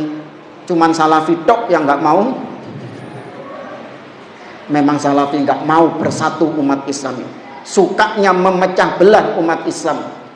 Ketika ada momen persatuan seperti ini, mereka nggak mau ikut. Ya, maka kita jawab, iya, kita nggak mau ikut persatuan yang modelnya demikian. Ya, persatuan yang menjadikan kita akhirnya bungkam. Oh, iya kan? Kalau kita mengatakan bersatu dengan mereka, maka konsekuensinya kita harus bungkam. Mereka mau nyungsep di kuburan, ya, mau nyium-nyium kuburan lah, mau ngalap berkah di kuburan, kita disuruh apa? Diam demi untuk persatuan umat. Hak atau batil yang seperti ini? Batil. Ya. Harus diingkari kesyirikan mereka, harus diingkari kebid'ahan mereka, dan itu menjadikan kita berpecah belah dengan mereka, berpisah dengan mereka. Nah, wallahu a'lam. Kemudian untuk pertanyaan kedua, dakwah salafi malafi ini seringkali melarang orang lain agar tidak taklid kepada guru-guru kami. Akan tapi faktanya orang-orang salafi ini juga taklid kepada syekh-syekh mereka seperti Syekh bin Baz, Syekh Utsaimin atau Syekh Albani. Nah, barakallahu fiik. Ya, pertanyaan yang bagus, dan ini juga salah satu syubhat yang belum kita bahas. Ya, mereka mengatakan bahwasanya kalian ini melarang taklid, tapi ternyata kalian sendiri orang-orang yang taklid kepada ulama-ulama kalian. Maka kita jawab, taklid ada dua model. Ada taklid yang madmum, taklid yang tercela, dan ada taklid yang sifatnya jaiz, boleh. Taklid yang sifatnya madmum, sifatnya tercela adalah ketika kita mengikuti pendapat ulama, kita mengikutinya secara membabi buta. Yakni apapun yang dikatakan oleh para ulama tersebut, entah dia sesuai dengan hak atau bertentangan dengan kebenaran, pokoknya kita melok ulama tersebut. Maka ini taklid yang apa? Taklid yang tercela. Gak boleh. Ya, misalnya ketika kita mengikuti Syekh Fulan, kemudian ternyata pendapat Syekh Fulan ini jelas-jelas bertentangan dengan dalil, jelas-jelas bertentangan dengan Al-Quran dan Sunnah, dan ternyata kita ngotot tetap ikut pendapatnya Syekh Fulan ini, maka ini yang dikatakan bukan taklid, tapi justru ini juga disebut sebagai muta'assibah, ta'assub, fanatik. Ahlu sunnah nggak demikian. Ahlu sunnah ketika memandang bahwasanya ulama tersebut pendapatnya tidak sesuai, bertabrakan dengan dalil Al-Quran, dan ada pendapat ulama lain yang lebih kuat, ya, maka kita tinggalkan ulama tersebut dan kita berpindah ke pendapat lain yang dalilnya lebih kuat, ya, yang dalilnya lebih kuat. Dan ini rata-rata hanya dalam masalah apa? Usul atau furu'? Karena masalah furu'. Kalau dalam masalah usul nggak ada perbedaan antara ulama-ulama tersebut. Ya, kalau dalam masalah furu' enggak, terkadang kita lihat Syekh Al-Albani berbeda pendapat dengan Syekh bin Baz. Ya, Syekh bin Baz berbeda pendapat dengan Syekh Utsaimin. Terkadang kita dapati ada perbedaan demikian. Ya, dalam masalah-masalah furu'. Ya, maka kita nggak taklid kepada salah seorang di antara mereka. Ya, kita menimbang mana di antara pendapat-pendapat tersebut yang lebih dekat dengan dalil. Nah, kebalik sama justru mereka kebalikannya. Mereka kita dapati orang-orang yang fanatik buta kepada tokoh-tokoh mereka. Jelas-jelas ucapan tokoh mereka itu sesat, salah, menyimpang, tetap mereka bela, tetap mereka ikuti. Di antaranya Ikhwanul Muslimin. Betapa banyak ucapan-ucapan Hasan Al-Banna, pendirinya Ikhwanul Muslimin, yang jelas-jelas menyimpang, jelas-jelas sesat, namun tetap diikuti oleh pengikut-pengikutnya. Ya, tetap dijadikan pegangan oleh para pengikut-pengikutnya. Betapa banyak ucapan-ucapan, pendapat-pendapat Sayyid Qutb yang menyimpang, mencela para sahabat Nabi, diantaranya Utsman bin Affan, Muawiyah bin Abi Sufyan, dicela sama Sayyid Qutb dalam kitabnya Fi Dhilalil Quran, mengatakan bahwasanya tauhid yang paling tinggi adalah tauhid hakimiyah. Apa tauhid hakimiyah? Ya, tauhid pemerintah, tidak ada hukum kecuali hukum Allah. Padahal yang benar tauhid yang paling tinggi itu tauhid apa? Al-uluhiyah, la ma'budu bihaqqin illallah. Ya. Dan banyak penyimpangan-penyimpangan yang lain, tapi tetap masih diikuti sama ikhwanul muslimin. Nah, itu yang taklid buta, fanatik buta. Adapun kita ahlu sunnah tidak. Nah, wallahu a'lam. Selanjutnya ini ada pertanyaan dari akhwat, agak berbeda dengan tema. Apa itu? Pertanyaannya, menuntut ilmu itu kan wajib bagi akhwat maupun ikhwan. Akan tetapi ada hadis lain yang menyatakan bahwa sebagiannya wanita adalah yang paling banyak di rumah. Kemudian kalau kami menghadiri majelis ilmu jauh, sehingga di perjalanan takut terjadi mudarat. Ini gimana menyikapinya? Nah, ya, semua muslim dan muslimah wajib untuk menuntut ilmu syar'i sesuai dengan kemampuan, maksimal kemampuan yang dia bisa. Kalau seorang wanita, maka boleh, tidak dilarang dia menghadiri majelis-majelis ilmu di masjid-masjid. Namun harus terpenuhi syarat-syaratnya. Ya, apabila dia seorang wanita yang sudah menikah dan memiliki suami, maka dia wajib untuk izin kepada suaminya untuk menghadiri majelis ilmu, menghadiri kajian. Kemudian dia juga sudah menunaikan tanggung jawabnya, sudah menunaikan tugasnya sebagai seorang istri. Entah mungkin sudah menyiapkan makanan untuk anak-anak dan suaminya, ya, intinya sudah menunaikan kewajibannya. Kemudian kalaupun sudah semuanya, dia berangkat dalam kondisi menjaga adab-adab keluar rumah. Dia menutup aurat, ya, tidak berdandan, bersolek, ya, tidak mengenakan parfum, intinya tidak sampai menimbulkan fitnah. Ya, dan tidak boleh safar sampai keluar kota. Ya, Belani ikut pengajian, ya, ternyata dia safar keluar kota, nggak boleh. Seorang wanita safar sendirian tanpa mahram, nggak boleh, harus ada mahram yang menemaninya. Intinya kalau perkara-perkara ini sudah dipenuhi, maka silakan dia boleh untuk menghadiri majelis ilmu tersebut. Namun kalau tidak, ya, maka dia cari cara untuk belajar ilmu dengan cara-cara yang lain. Ya, di zaman sekarang kita dimudahkan dengan, ya, kajian-kajian online, ya, bisa melalui siaran-siaran YouTube, ya, disimak kajian-kajian yang ada di YouTube tersebut. Ya, ini butuh kesabaran dan butuh konsisten istiqomah jamaah.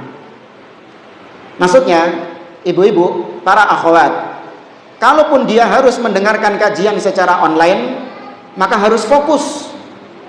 Luangkan waktu memang khusus untuk belajar, khusus untuk mendengarkan ilmu. Ya, jangan kemudian mendengarkan kajian sambil masak, sambil nyetrika, sambil kora-kora. Itu nggak menghormati majelis ilmu. Memang sengaja luangkan waktu, selesaikan semua perkara, berhentikan semua pekerjaan itu, fokus untuk dengarkan kajian itu tadi, supaya ilmu bermanfaat, ilmu masuk. Ini karena kalau sambil kora-kora terkadang apa? Nggak fokus. Ya, ini pesan buat akhwat. Wallahu a'lam bishawab.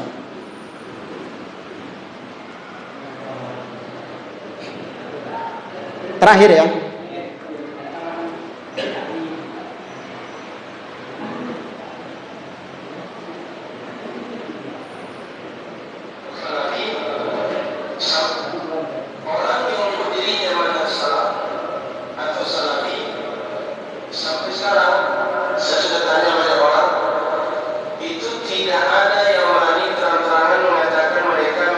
Siapa ulama atau siapa imam yang menjadi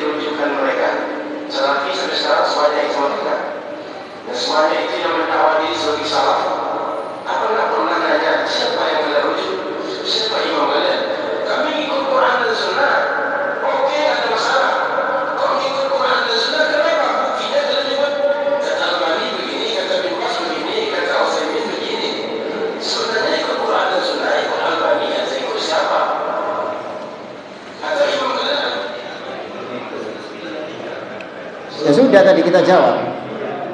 Kita ketika menukil ucapan qala Syekh Muhammad Nasiruddin Al-Albani, qala Syekh Muhammad bin Abdul Wahab, tidaklah ulama-ulama tersebut itu hanya sekedar meneruskan tongkat estafet dari ulama-ulama sebelumnya. Kan gitu kan? Kita ketika mengatakan qala Syekh Muhammad bin Shalih Al-Utsaimin, apakah Syekh Muhammad bin Shalih Al-Utsaimin membawa sesuatu yang baru yang belum pernah dibawa oleh ulama sebelumnya? Atau Syekh Muhammad bin Shalih Al-Utsaimin, Syekh bin Baz, Syekh Albani hanya sebatas meneruskan dakwah para ulama-ulama sebelumnya? Yang mana? Yang pertama atau yang kedua? Yang kedua. Maka kalau dirunut siapa imam rujukan kalian, maka para salaf. Dan itu terbukti. Makanya kita berani mengatakan kita salafi. Apa artinya salaf? Kita punya pendahulu. Kita berakidah ada pendahulu kita. Ketika kita mengatakan kita berakidah Allah di atas, maka yang berakidah seperti ini adalah para siapa? Para salaf. Dan itu ada rujukannya, ada kitab-kitabnya. Dari ulama salaf, bukan Syekh Albani, bukan. Syekh Albani cuma sekedar apa? Meneruskan tongkat estafet. Maka lihat kitab-kitab akidah ulama klasik. Ya, Ushulus Sunnah oleh Imam Ahmad bin Hanbal rahimahullah. Apalagi yang sudah dalam bentuk kumpulan riwayat-riwayat seperti kitab Syarah Usul I'tiqad Ahli Sunnah wal Jamaah oleh Imam Al-Lalaka'i rahimahullah taala. Di situ beliau mengumpulkan riwayat-riwayat dari para salaf, baik sahabat, tabi'in, yang menegaskan tentang akidah yang sekarang kita pegang ini. Tentang ketaatan kepada pemimpin, tentang sifat-sifat Allah Subhanahu wa taala. Ya, tentang masalah iman. Ya, apakah iman itu bertambah, bisa berkurang? Tentang masalah bagaimana pelaku maksiat, apakah dia kafir atau dia mukmin yang sempurna? Itu dinukil riwayat-riwayat seperti itu. Maka kita bisa mempertanggungjawabkan akidah kita. Bahasanya apa yang kita pegang ini ada pendahulunya, yaitu Abu Bakar, Umar, para tabi'in, tabi'ut tabi'in. Beda sama ahli bid'ah. Ahli bid'ah, salaf mereka adalah tokoh-tokoh mereka. Asy'ariyah. Siapa salaf mereka? Abu Hasan Al-Asy'ari nggak sama seperti mereka juga. Salaf mereka adalah seperti Ar-Razi, Fakhruddin Ar-Razi, ya, Al-Baqilani, Al-Juwaini, Al-Iji. Ya, itu salaf mereka, mandeknya di situ. Jahmiyah, siapa salaf mereka? Jaham bin Safwan. Mu'tazilah, siapa salaf mereka? Wasil bin Atha. Tuh, orang-orang yang dikenal menyimpang salafnya. Khawarij, siapa salaf mereka? Banyak Khawarij ini salafnya. Bisa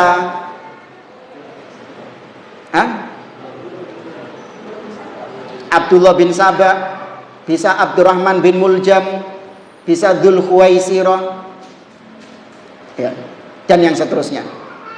Beda dengan kita salafnya adalah Abu Bakar, Umar. Loh, kok enak kamu mengklaim Abu Bakar seperti akidahmu? Ada rujukannya. Dan itu disebutkan dengan riwayat, dengan sanad. Kalau para salaf memang berakidah seperti itu. Ya, itu yang ngomong itu nggak tahu dia itu hidup di tahun berapa itu. Iya. Apa mungkin orang dari masa depan gitu. Tapi jamaah, pas jam 11. Saya kira ini yang bisa saya sampaikan. Kurang lebihnya mohon maaf. Semoga Allah Azza wa Jalla memberikan kita keistiqomahan di atas sunnah, di atas manhaj yang hak ini sampai kita diwafatkan oleh Allah, dan Allah jauhkan kita dari berbagai macam syubhat. Subhanakallahumma wa bihamdik asyhadu an la ilaha illa anta astaghfiruka wa atubu ilaik. Assalamualaikum warahmatullahi wabarakatuh.